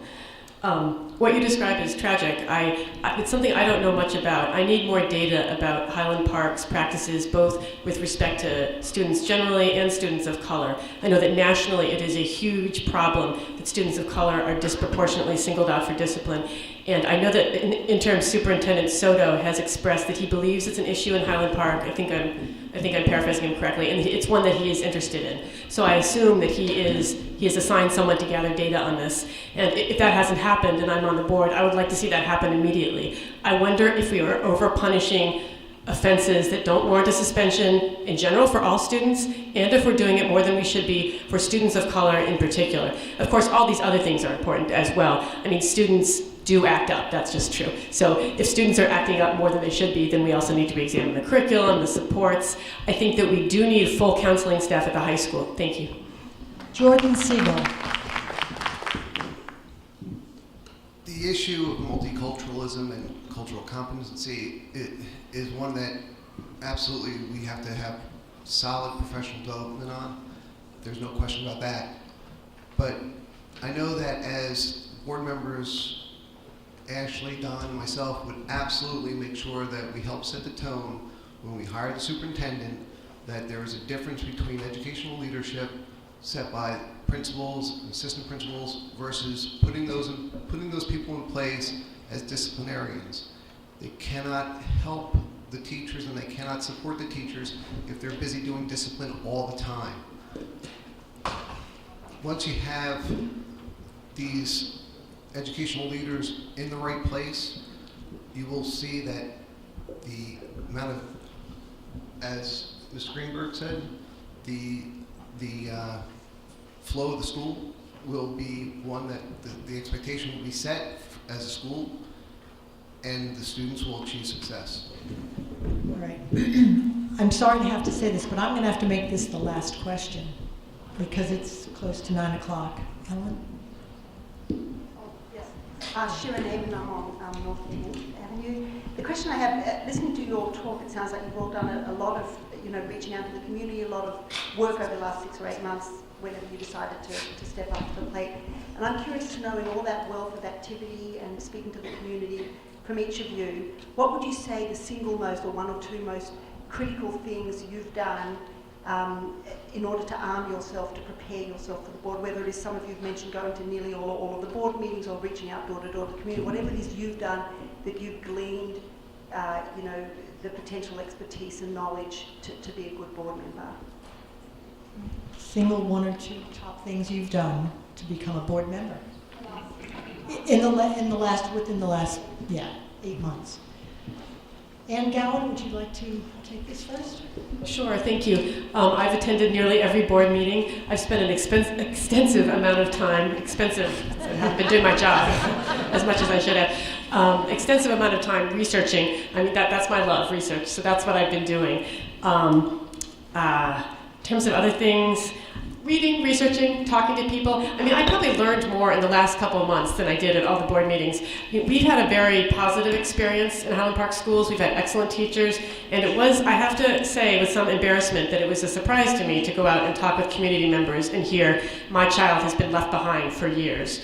Or to hear, my child, he's fine, he's a middle of the range student, but he is bored. And I don't like to see these gifted and talented programs giving, extra field trips to people. I say this as someone who has a family member that's involved in that program. So, I understand the pull of that program. So I think that is what that has prepared me the best, is actually talking to people and understanding that my experience is not the only one out there in a way I didn't before. Jordan Siegel. Without a doubt, speaking to the community, reaching out and talking to friends and neighbors, seeing what's important to them, understanding that each child is individual, and yet our community can be much more successful. Reaching out to all the students in all aspects of this community to help raise the level of education and raise the level of involvement will only serve to help the students. So by speaking to friends, family, community members, in every corner of this district has definitely helped me a lot. Michelle McFadden DiNicola. I've learned so much over the past year. November 2013 is when I first started paying, minute-to-minute attention to what was happening with the Board of Education in our schools. But I've been paying attention since my children began school. I think that the most important thing for me, learning about Highland Park and what used to work in Highland Park, which doesn't exist anymore. I talk to so many people, older parents, older board members. What used to work in Highland Park were open town hall meetings that we used to have to encourage everyone with children in the schools and not to come out and talk about their priorities for our schools. We learned about Saturday fun enrichment for all. We learned about small meetings that used to happen. We learned about a spaghetti dinner that was revolving around the budget season where everyone would come out and listen and hear what the budget was, kind of get everything unpacked for them. So I think that what I learned was what used to work that does not exist any longer in Highland Park, and I'd like to see that come back. Ashley Warden. I think three key points. Being fortunate enough to sit on the board, gaining insight into the structure of how the board operates, I think has been invaluable. Particularly for me, knocking on strangers' doors and soliciting opinion. I feel much more comfortable doing that now, thank goodness. But just having that conversation and communication, invaluable. And listening to people explain that they feel like they're left behind. They feel like there are two high schools, for instance. And then third, through this process, all the way back into November, reaching out to other school districts. I mean, we have a ton of educators in our community, like East Brunswick, West Windsor, Edison, South Edison, Piscataway. Looking at the programs and process that they have in place to prepare for things like state mandates and seeing how they're lacking in our district. So the outreach comes back to communication ultimately, but those three key factors. Michael Greenberg. I think by talking to members of the community who both have had children in the school system, who have children in the school system, and those of you who don't have children in the school system, I think hearing their voices, as well as my years of experience in New York City and realizing kids are the same. No matter where they are, the problems that occur here have happened before. And having the experience, the know-how to say, hey, wait a minute, this has happened before, this is what we did successfully, this is what we did unsuccessfully. And to work with board members to share how things worked, to share how things didn't work, and what we can do to make sure that any changes we make here for the Board of Education better the children. Robert Roslowitz. I think the main thing that I've done over the last year is just learn how to listen. My wife can tell you I like to talk, but one of the things that this has really taught me is that I don't have all the answers. I need to get input from other people, from the community, and I've learned a lot. I think everyone here has learned a lot just by going door to door and talking to people that we don't normally interact with. And I think that needs to be expanded on in the board meetings, that switching up the board meeting nights, having more task force meetings, having more informal meetings, and inviting more of the community and actually listening to the community and responding to them and getting that input from the community would help to get the entire community engaged in the schools again. And I'd like to see that happen while I'm sitting on the board. Donald Kaur.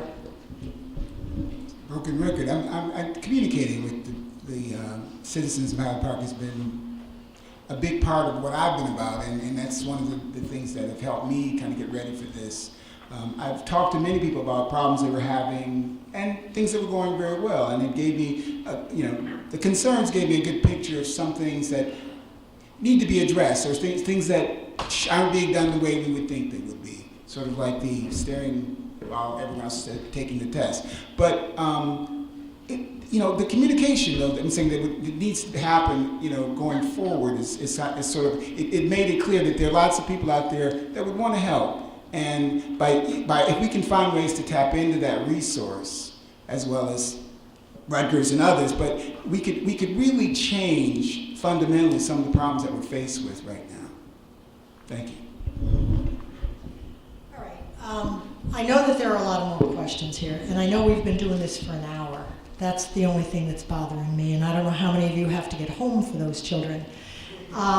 What I would like to do is I would like to thank you for the questions that you've had so far, and I would like to have the candidates' closing statements, Now, if any of you want to stay after the last closing statement, I'm sure the candidates are more than willing to stay here and answer any questions you might have. Unfortunately, I've got an hour's ride ahead of me, and work is tomorrow at 8 o'clock. So I'd like to thank you again for your questions. We will now have the candidates' closing statements, beginning with Robert Roslovich. I'd like to thank the League of Women Voters for hosting this event, and for everyone in the community, and for all the fellow candidates for coming out tonight and sharing your views. I know we're all busy, and so I want to thank everyone here in the audience for making the time to attend this event and asking us your questions. As members of the Board of Education, Ann, Michelle, and I are going to continue to seek out and listen to all members of our community. And I thank you for your support tonight, and I ask you for your vote on November 4th. Okay, thank you. Jordan Siegel. Thank you to the League of Women Voters and the PTO. I really appreciate all of you coming out and taking your time. It's an amazing, really is an amazing thing to see everybody participate like this. I'd like to say that the issues that we've talked about here, we've just started the conversation. This is going to take a while to make sure that all voices are heard, and that we really do our due diligence and make sure that we come to a fair and productive conclusion. I know that that Don, Ashley, and myself will work diligently towards the betterment of all students, and we will absolutely make sure that we listen and have productive dialogue. Appreciate your support. We're 5, 6, and 7. Thanks. Ashley Wharton. Too, would like to thank the League of Women Voters for moderating this evening. Thank you to the PTO, and thank you to all of you for giving up your time and coming out, and to everyone on the panel here. This coming year, the current board are not going to select the next superintendent. The incoming board are going to have that responsibility. The way in which we approach that, ensuring that it's a deliberative, inclusive process, is going to be key. It's going to be one of the most important decisions that gets made in the next 4 to 5 years, because that leader will set the tone for our district.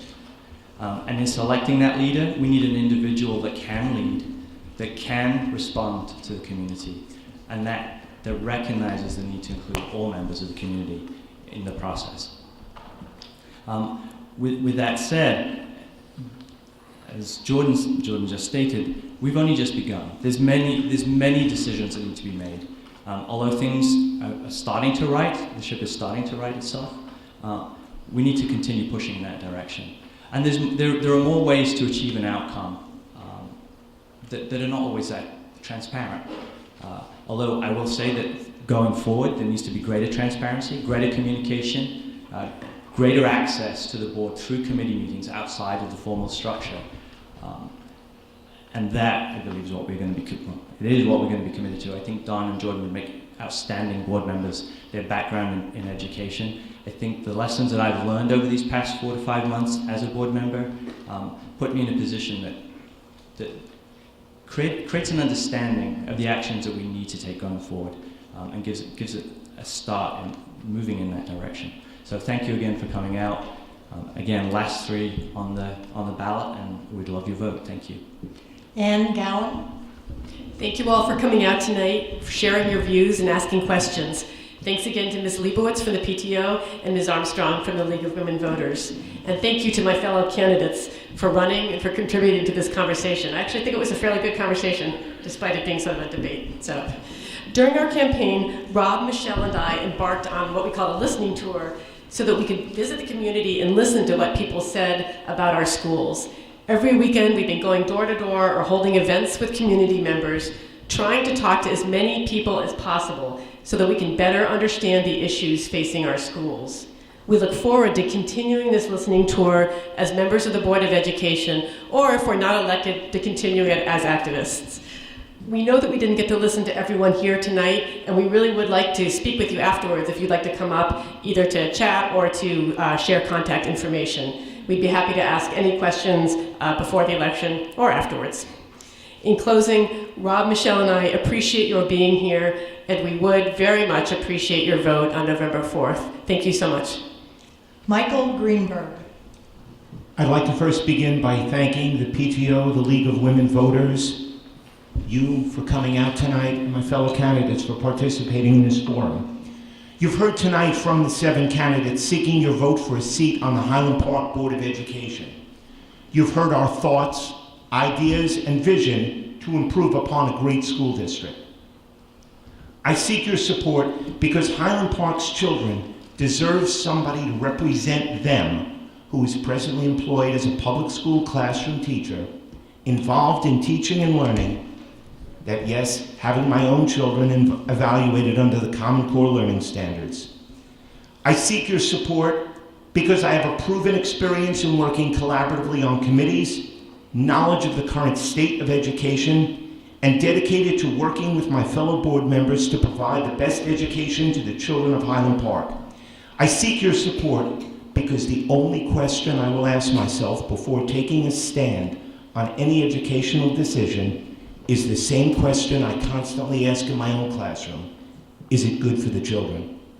As I mentioned in my opening remarks, education hasn't been just a job, it's been a passion. A passion I will bring to the Highland Park Board of Education.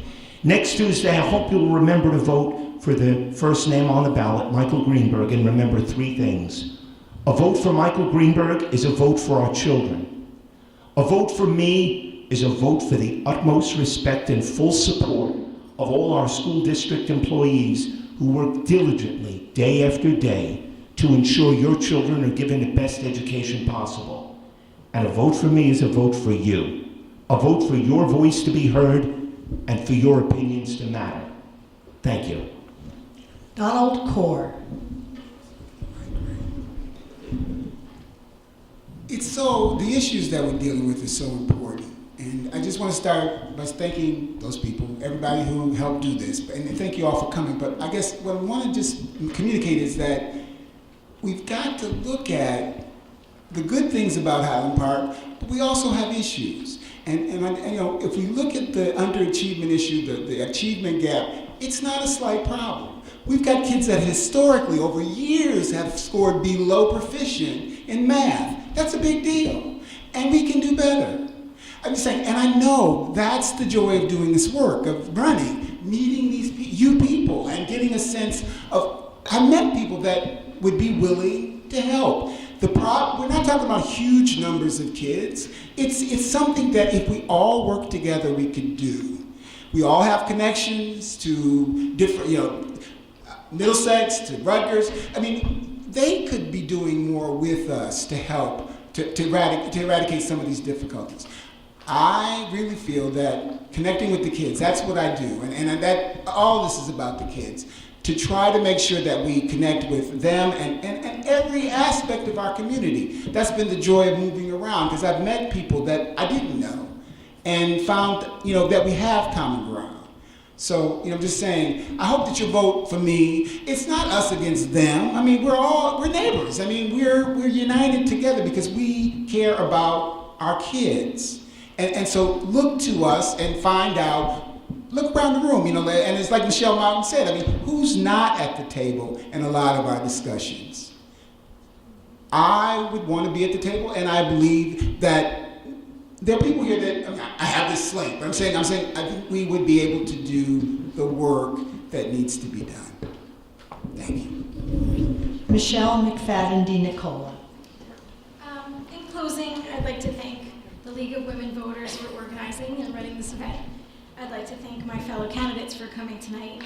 I'd like to thank all of the volunteers, the friends, the neighbors who made our campaign such a success. Again, thank you all for coming out tonight. Rob and Ann and I, as Ann said, we all decided to go on a listening tour.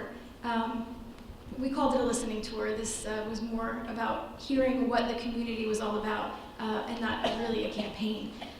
We knocked on doors, we held discussions in people's homes, we took every opportunity that we could to listen and learn from our community.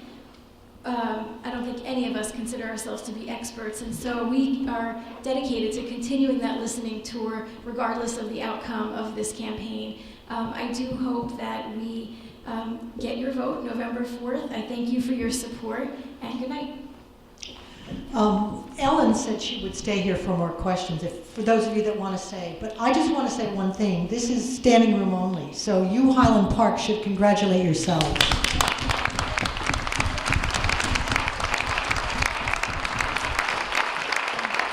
I'd just like to remind you to vote on Tuesday, November 4th. And thank you very much, Anne, for being here. So,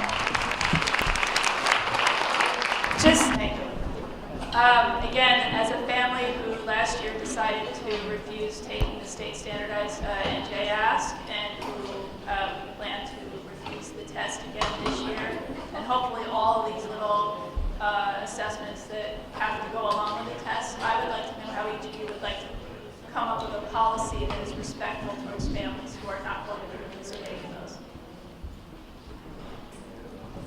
Should we just speak up randomly, or did Ellen want to? It might be a race to the mic. Yeah, just go. Dr. Forza? We'll start with you.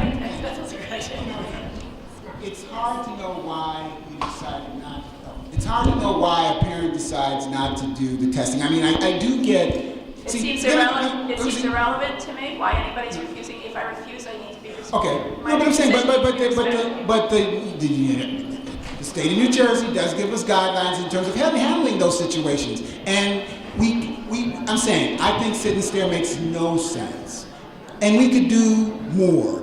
You often have to look at what the statute's saying, or what we're being guided to do, and look at the fine detail and ask questions. But we don't want to be in a position, I believe, of jeopardizing our status with the state, because I'm saying, that 22% of our budget we need. And I'm just saying, and so now that's what's the problem with communication. You're shaking your head as I'm talking. We may disagree, but can we just have a dialogue where we can at least talk and try to flesh out an issue? So all I'm saying is, I would want to try to make sure that kids weren't punished and having to sit and stare at their shoes. The way that the state has set it up in the past, if you missed an assessment day, you'd have to do the makeup day. And then that becomes... miss out on instructional time. Excuse me? And lose instructional Exactly. time. Now that makes no sense. So we've got to figure out ways to make it work for parents that make that decision.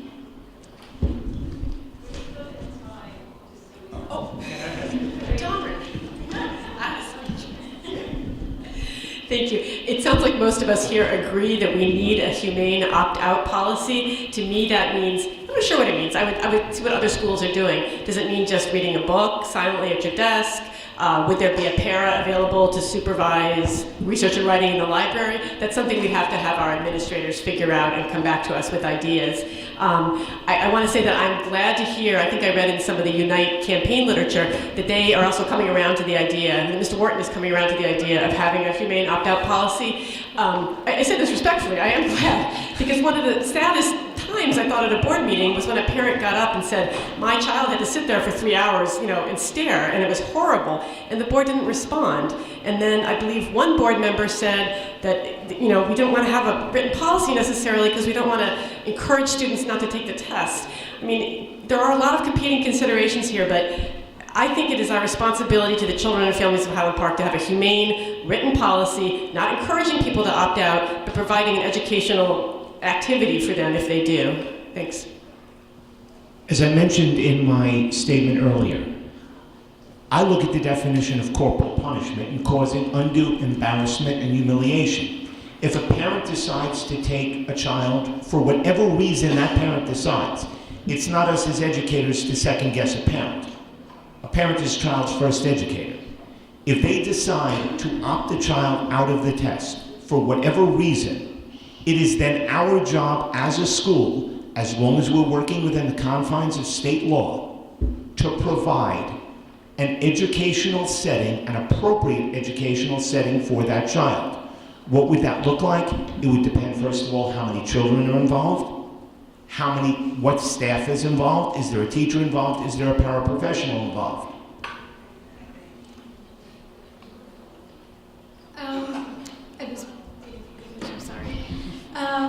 For me, this is a very personal argument because I was one of the parents that decided, along with my husband, to step back and opt our children out, all three of them. And the parent that Anne was referring to when she talked about the disrespectful way that the board treated them was me. I stood up at the podium and I was impressed with, my courage, frankly. It's not easy to do, to talk about your children in public that way. But I think that respecting parents is paramount. And to have a humane opt-out policy would have to be something that we come up with alongside the teachers, because we need to be respectful of the children. We need to be developmentally appropriate, and we need to continue to educate the children regardless of what the state mandates tell us. Well, earlier in the evening we were talking about this, I think, along the lines of what can a single board do? And I think by us adopting this policy, along with other school boards who have already adopted policies that allow for opting out, I think it creates a network of schools and parents and people who are opposed and showing their opposition to these standardized testing. And I think that is the start that we need to see, and I think this board can do it. I know that if I'm there, it will be one of my first priorities. Thank you. If a parent thinks that it's best for their child to opt out, I don't think anyone here would disagree that that's the parent's right.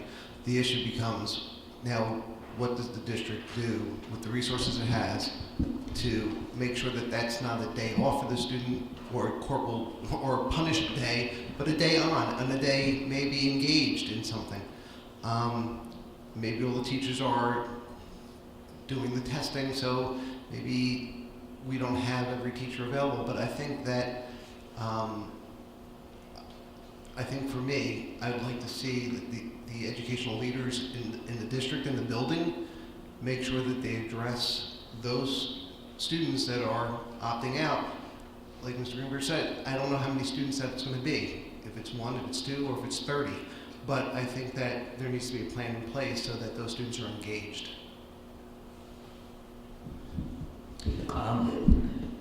I agree, and it's not just coming around, but at the meeting that's referenced earlier, just prior to that meeting, the county superintendent had given direction to our then administration that there was absolutely no accommodation around opt-out.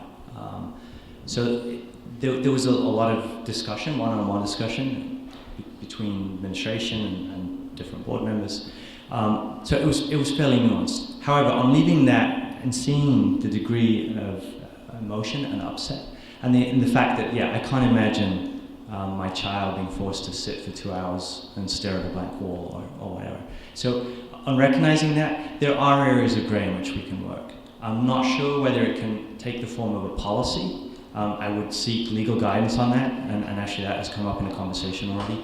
But there are shades of gray. The simplest option, but not always readily available, if you write a letter and then keep your child away for that initial test, not always an option, but one of the simplest ways, you don't have to, providing there's a letter in place, you don't have to resit that test. So that's one very simple area, but there are other areas of gray where we can work and ensure that your child doesn't have to do that.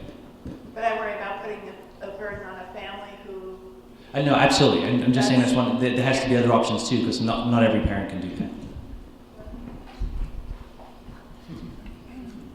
My name is Fred Cole. I live at 214 Donaldson Street. I've been in public education, employed since 1969. I've taught in elementary school.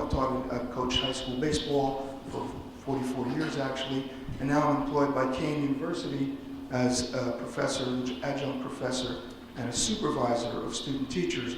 And with that job, I've been all around the state. I've gone from Colts Neck to Jersey City and everywhere in between, and seen school systems all over this part of New Jersey. And I have a good idea of what's going on in schools, but I specifically want to talk about athletics here in Highland Park and at Highland Park High School and in the middle schools.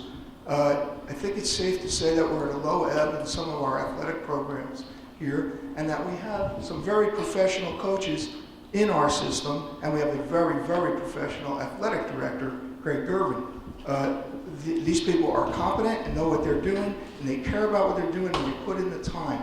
Highland Park has been known forever as a district that had great academics, as evidenced by where we send our kids to college, and great athletics. We've had a tradition of that, and I think we can have it again. But I think what I'm interested most in saying to you are two things.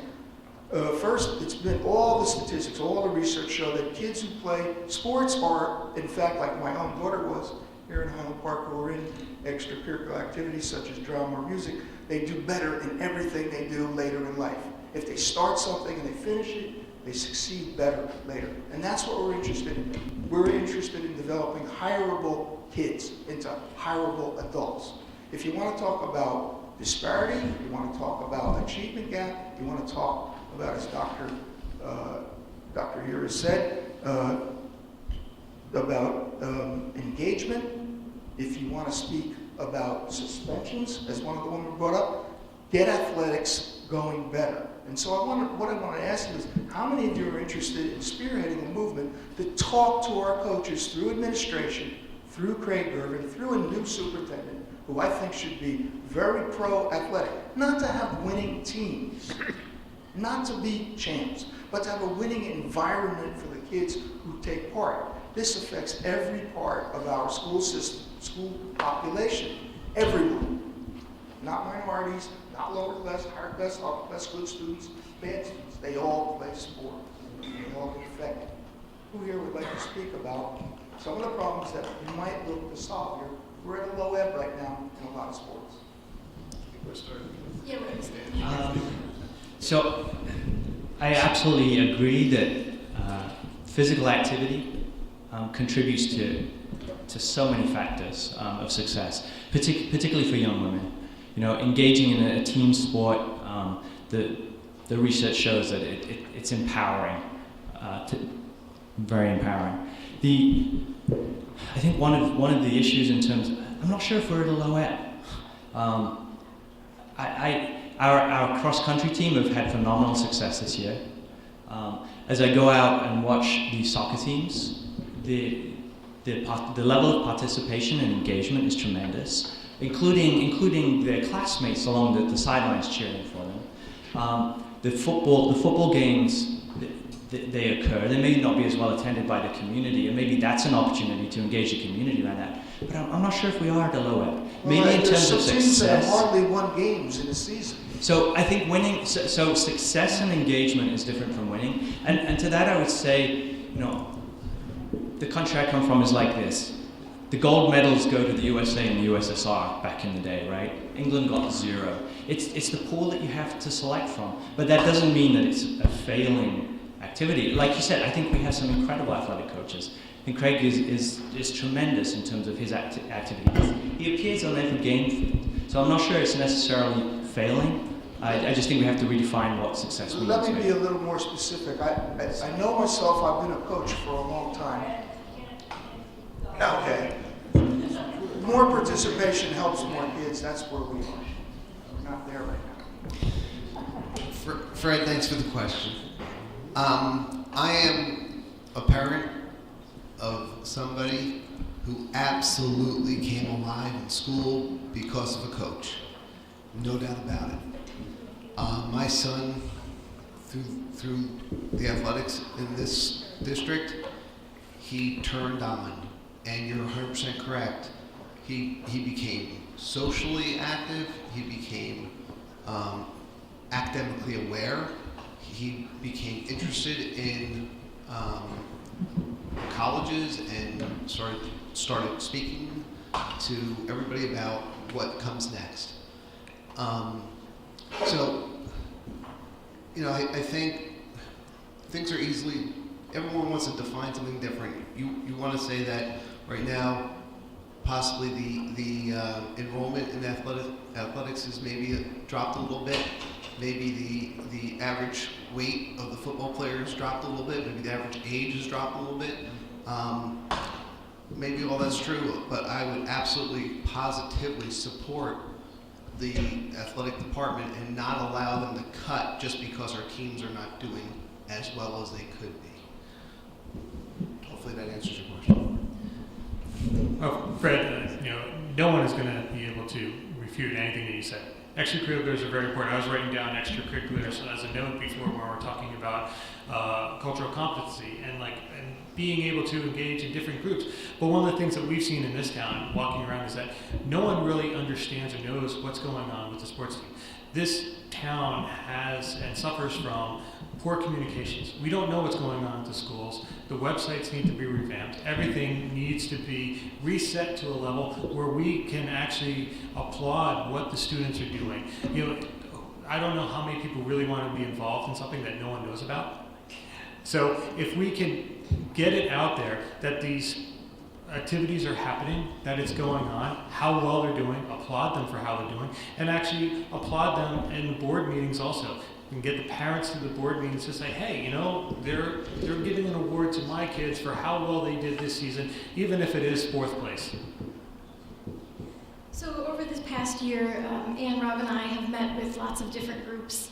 2 of those groups that I'd like to speak about, are the HPEA and Ashton Burrell's group, the Live Mentoring Program. And both of those groups talk to us about exactly what you're saying, that there is a lull in a feeling of involvement, that the teams really don't see the community come out and support them. This was a major problem for Ashton's group, for his kids, because they feel like the community really doesn't care about what's important to them. And it's critical, it's critical for toddlers when they show you something, for you to be excited about it. It's critical for high school students, for you to listen when they want to talk to you, because it doesn't happen very often. So same thing with athletics. I would like to see athletics less about diehard competition and more about inclusion and getting everyone involved. My kid who prefers time on the computer, that kid needs athletics as well. He needs to get excited. So I would like to see more of an open, welcoming environment concerning athletics especially. One of the ways that I think we can improve upon athletics is a cooperation with Rutgers University. And the way I suggest doing that is Highland Park has a public access television station. Rutgers, I believe, has a communication department. It doesn't cost, if we're looking at finances, which should always be a concern but not the final be-all and end-all, what would it cost to hook up a TV camera, a microphone, from different angles, and have the football games, the baseball games, the soccer games broadcast on the Highland Park Public Access TV station, get 1 or 2 broadcasting students from Rutgers University to mentor high school students who have an interest in broadcasting. You're increasing the popularity of the athletics, you're increasing the mentorship program, you're increasing the partnership.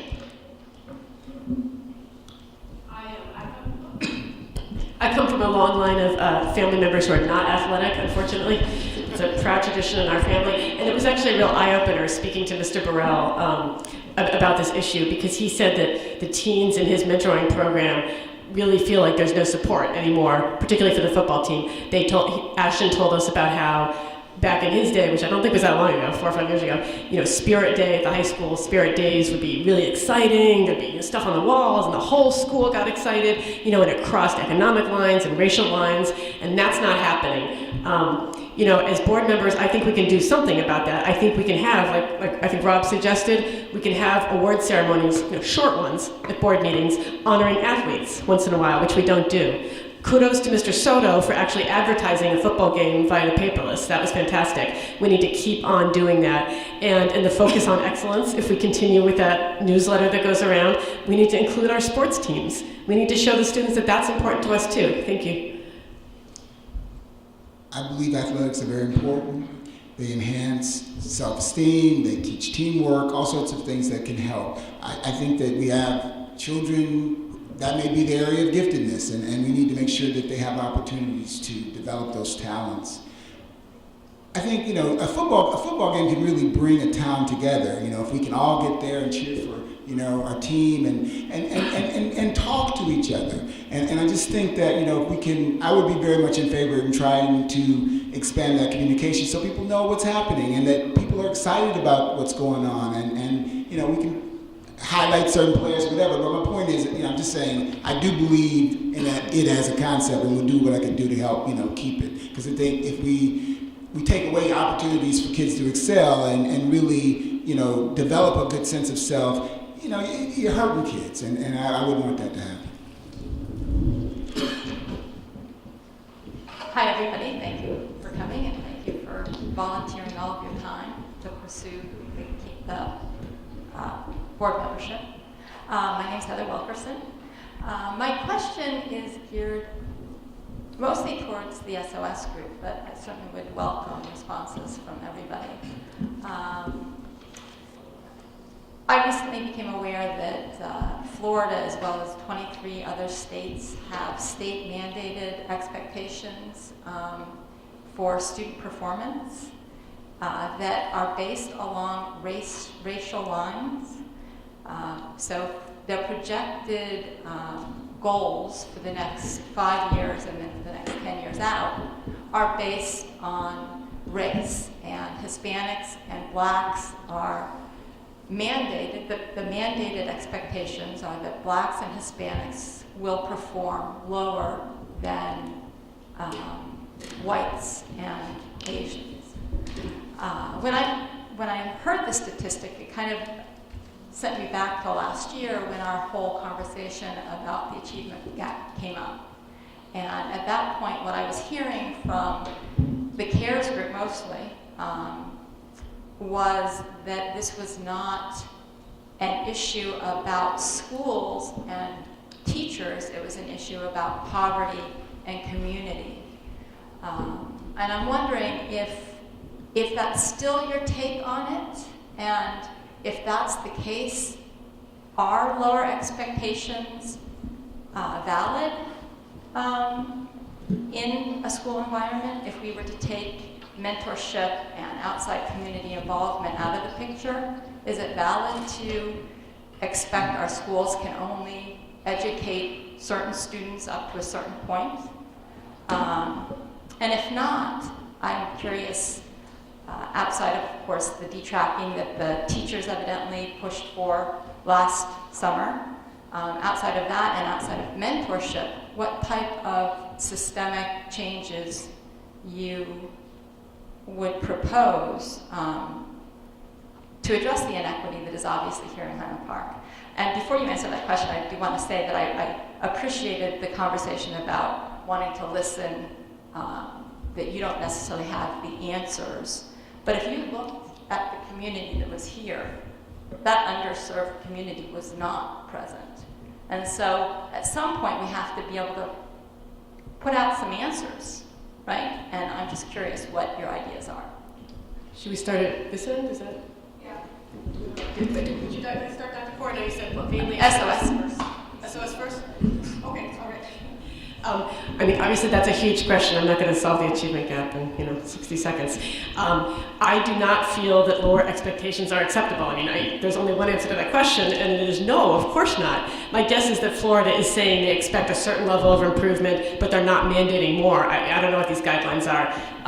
No, I think the achievement gap is incredibly important in that it reflects an opportunity gap. Like I said, I personally am not very concerned about test scores, but I am concerned about what they say about our schools and our society. I think it's a mixed issue. I think it's our communities, our poverty, systemic racism in the United States, and it's our schools. I mean, things are happening in schools that could be corrected.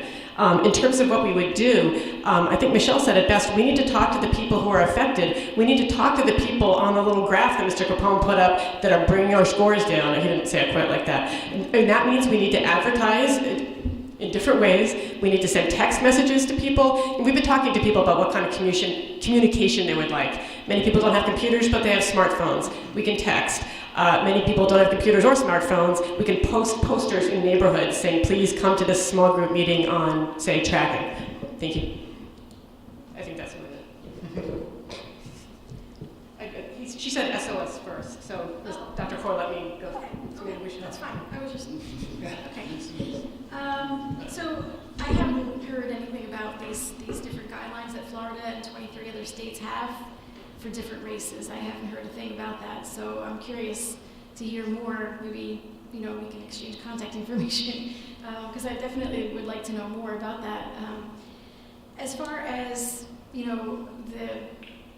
the message that we've sent out, and Rob and myself, or maybe Highland Park Cares About Schools, I'm not sure which one you're referring to, about high standards or low standards, I think that there must be a misunderstanding, because I don't think that that was ever a message that we were sending. It wasn't that we were expecting less from a certain group.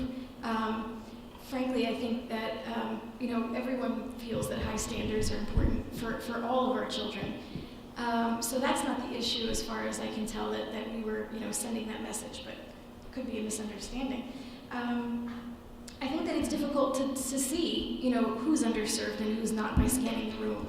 So I don't know who is here tonight. I would be interested to see if they are part of that underserved community, but I do know that part of serving them. Well, I guess I'm speaking directly about Blacks and Hispanics, and we did not see. Right. I do know that several families that are underserved are also just poor families, and it could be any color. And what I'm saying is that it is not that I'm asking you. Is it okay for Blacks and Hispanics to be expected to perform to a lesser level I don't think that was ever the expectation. And in Highland Park, they currently do. So, what systemic changes do you propose? Well, I think what was said that might have been misunderstood was that the school community is a reflection of the community at large, that the inequalities in our society are mirrored by the inequalities in our school. Vice versa. We're not living in a bubble in Highland Park. We do belong to the state of New Jersey and the country. So anything that happens outside of Highland Park happens inside of Highland Park, as far as I know. So this is an issue about inequality in our society. It's not about standards. I absolutely do not believe. Well, can I clarify? I absolutely. Let me just clarify. Hold on. So the standard set by Florida would verify what you're saying. That I don't know that she could actually respond to that question, because, as she said, she needs to look into what the standards of Florida are. Now, moving forward, though, no one here would actually support any sort of different set of standards for any student within this, because what we've always looked forward to for all of our children is to have them all to achieve to the highest standard possible. One of the things that I first came out about with Mr. Capone was a conversation about whether or not we needed to have tracking in the schools. I was concerned because it was a last-minute decision. It was based on, here we go, we're all talking about it happening, and then it disappeared. What happened? I don't know, but I researched it, and it's like, you know what? Tracking is not a good thing, because what we want to do is we want to teach each classroom to the highest standard possible. That way we get the kids to achieve to the highest standard possible. That's also why we propose and believe that gifted and talented should be pushed in as much as possible, so that everyone there is getting that enrichment and getting as much as possible. And what I think we need to do to address this as much as possible is give the teachers what they need in terms of professional development and the support structure, so that they can reach those underserved children within the classroom. Rather than adjusting everything across the board for all the kids, give the teachers what they need to focus on the children that need the additional help. Did anybody else want to respond? Don and then Over Mike. a long period of time, we developed curriculum that we didn't update. We didn't, we didn't look at trends. It's important to look at what we've done so we don't repeat the failures of the past. But my point is, tracking kids and having your lowest group only get a smaller array of skills. How can they take a test that's testing skills they haven't been taught? So I'm just saying, and it's not teachers being racist and wanting to, because the lower groups often are minority kids, and they're not doing well on these tests. It's important that we, I don't think the teachers did it. They're not really developing, buying, purchasing the curriculum. We have to get involved. The board would have to get involved and look to how we change this, and then come up with something that we can actually put in place and sustain. Okay, I'm sorry. That's all I got. Although I'm not very familiar with that policy. I've read articles where different groups are given different expectations, and as I said, I've taught in New York City for 17 years, where I've taught in different socioeconomic settings, from inner city Brooklyn to suburban Staten Island. It is ludicrous and disgusting to group children and say this group can only, we're going to require this group, we're going to require this. We've got to look at each individual child and see what are they able to do, okay? They're at level X, we need to bring them to level Y. Which way are we going to get there? One way is, it was brought up before, the new Gifted and Talented program, in which if you look online, the Neek School of Education, the triad model of giftedness.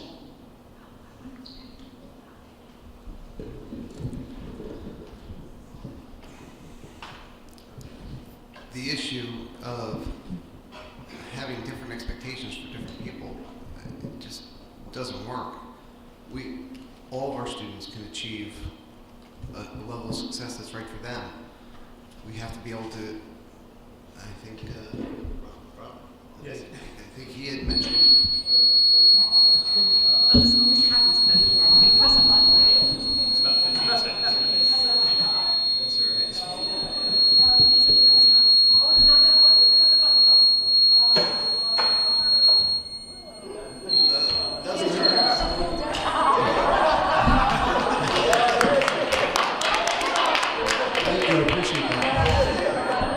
She's the best.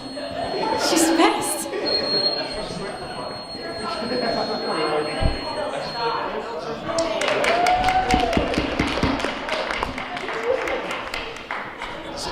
So the idea of allowing our students to have different expectations is just insane. It's insulting.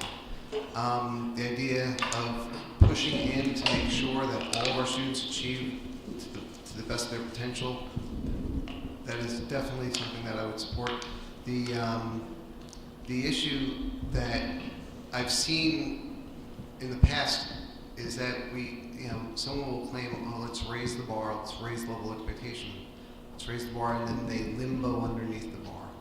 And that's something that I would definitely make sure that I challenge if on the Board of Ed. I would make sure that the superintendent, as an educational leader, would make sure that all the students are achieving the best they can and that the standard is set and that no one expects less of somebody based on race, color, or socioeconomic status. So first off, absolutely unacceptable to have different expectations for anyone, no matter how you define the groups. So that being a given, it's a very complex problem, but probably one of the best things throughout this process is that we're talking about it as a problem. So I think that's an incredibly positive outcome, identifying the problem, because unless we talk about it, unless we acknowledge that the problem exists, we're never going to fix it. And it's at a council meeting, both Elsie and Gail, the now mayor, acknowledged that this has been going on for years and years and years. Part of it, to Don's point earlier, is a curriculum and training for the teachers that allows them to engage every child. Another is, in talking to parents, a parent of a high achieving child, high test scores, high grades, should have been in AP and honors classes, was actually directed to an assembly for vocational training. And there's nothing wrong with vocational training. It's when an assumption is made based on skin color that that's the track you should be directed to, that it becomes disturbing. So cultural awareness and training within the system. But again, the fact that we're talking about it, I think is the first step.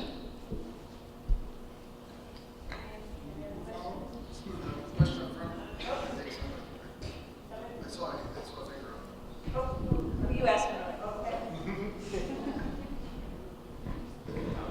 Again, thank you for all for staying.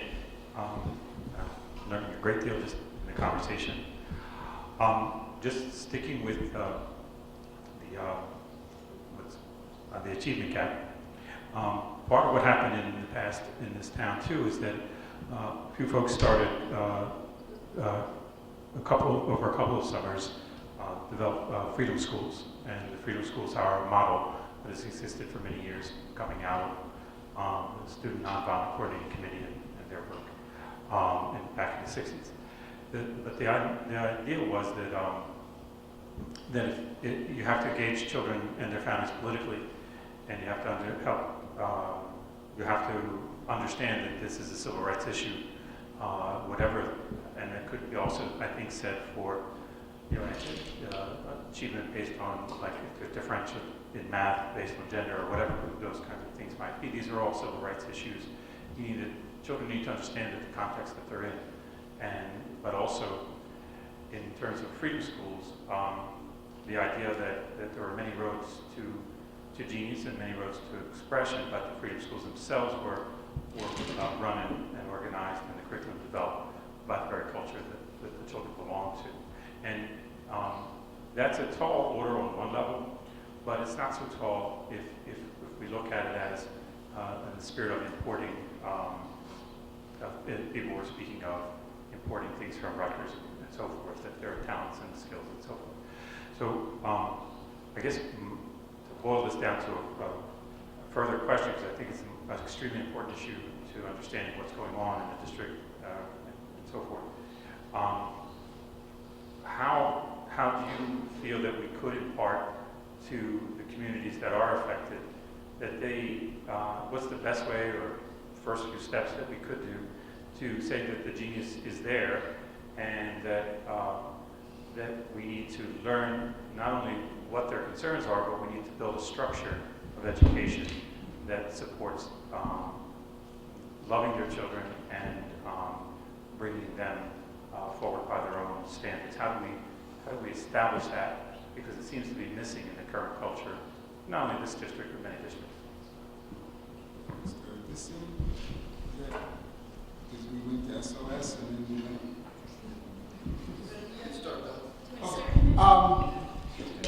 I know, or I believe, that the array of talent goes across all groups. And there should be as many African American and minority students and poor students of kids that are, don't have as much as others in the AP classes as majority. I mean, now there should be at least proportionate to the size of the group. But I think we really do have to be about recognizing the talents of all of our children, because and nurturing them. If there's an issue where they're not succeeding in a certain area, what I feel we have to do is, give them more attention so that they can get past that, and then opportunities to join a multi, level group, and therefore, which has the effect of actually giving them models of kids that are doing better. And I say again, it's like moving back within the larger group as opposed to being segregated, But I'm just saying, so that. I'm not good at the wrap up, but those are some of the measures that I think we really have to be about, and a belief that kids can all succeed. Oh, is mine? No, it's the door. Oh, it's the door. Okay. Oh no, you're elected. We're all elected. Oh, I don't think it's going to open first. All right, well, we'll just talk through the seriously annoying sound. That's an incredibly hard question. You're talking about changing the culture not just of a school, but of the society. But as Heather says, I don't think that should be as I think Heather might have been implying, the fact that it's a societal issue doesn't mean it's an excuse. We have to try to change the culture of our schools.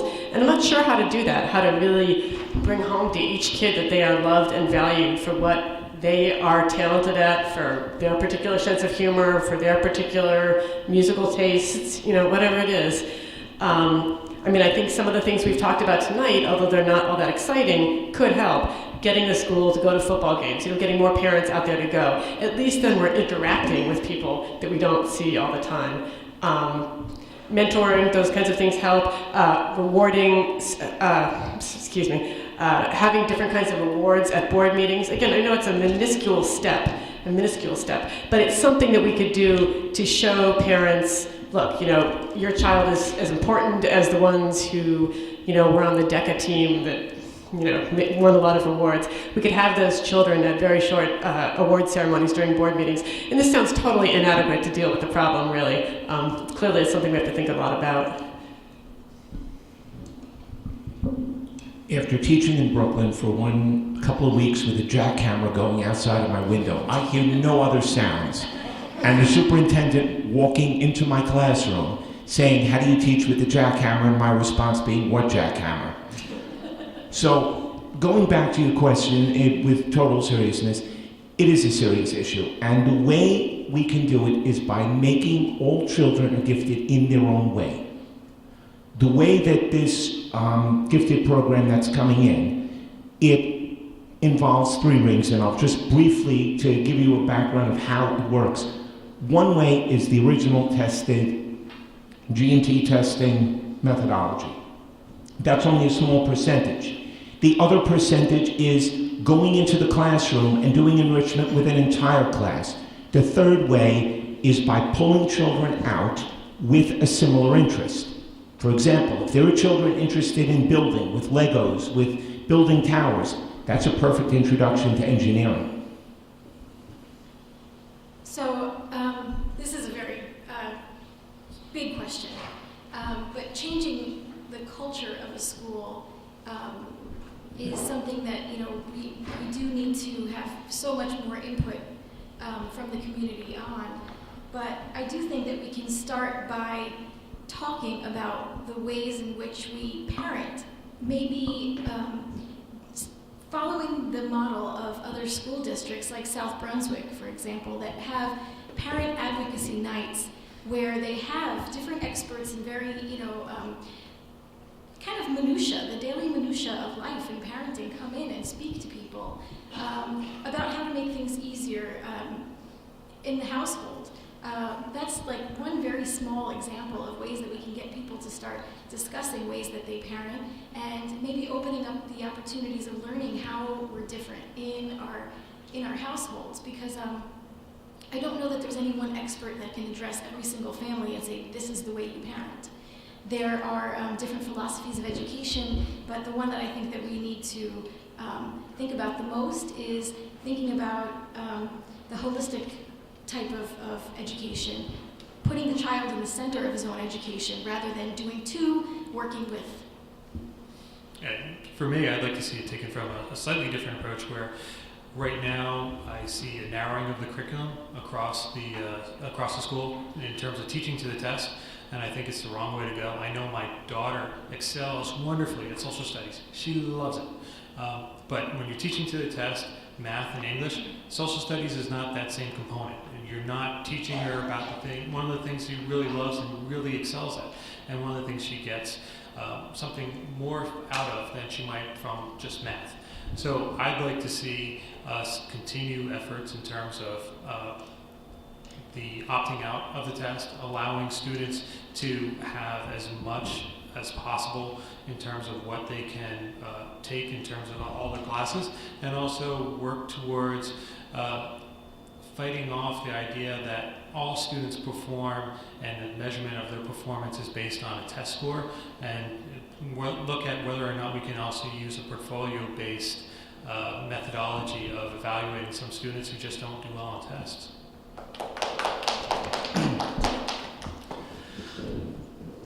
The question, I believe, was how do you change and grow in a positive way the culture and climate, correct?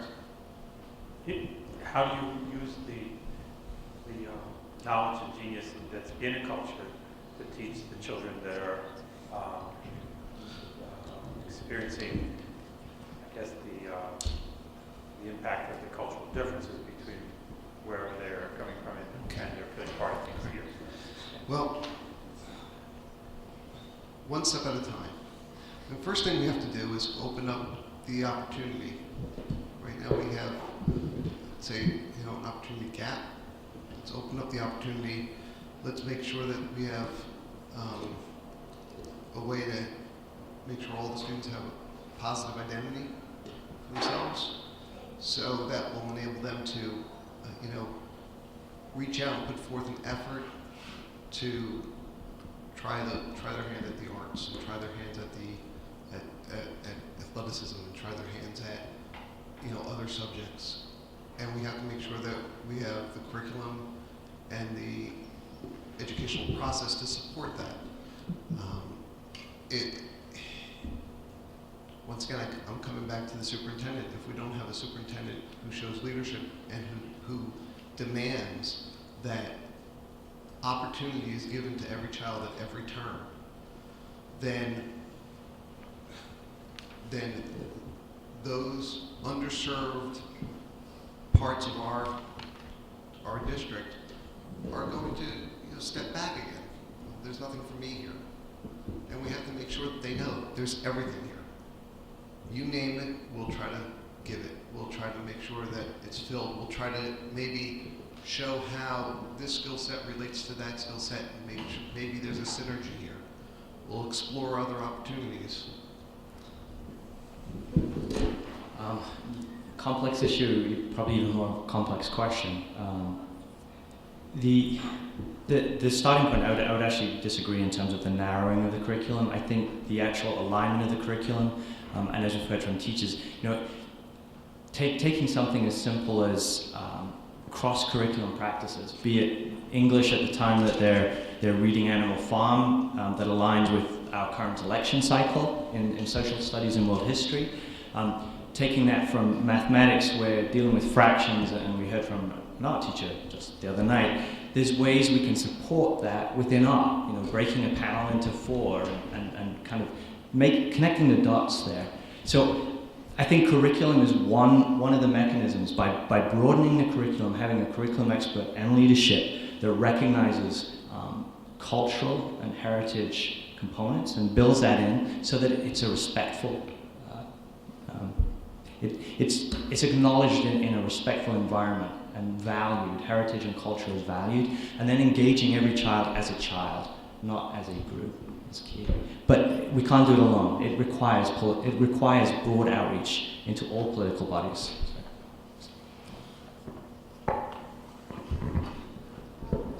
I think the candidates have been going since 7, so thank you so much. Thank you very much, and thanks for coming out, everybody.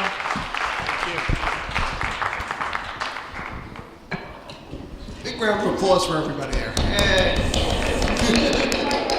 We're applauding you guys. Thanks, Ellen.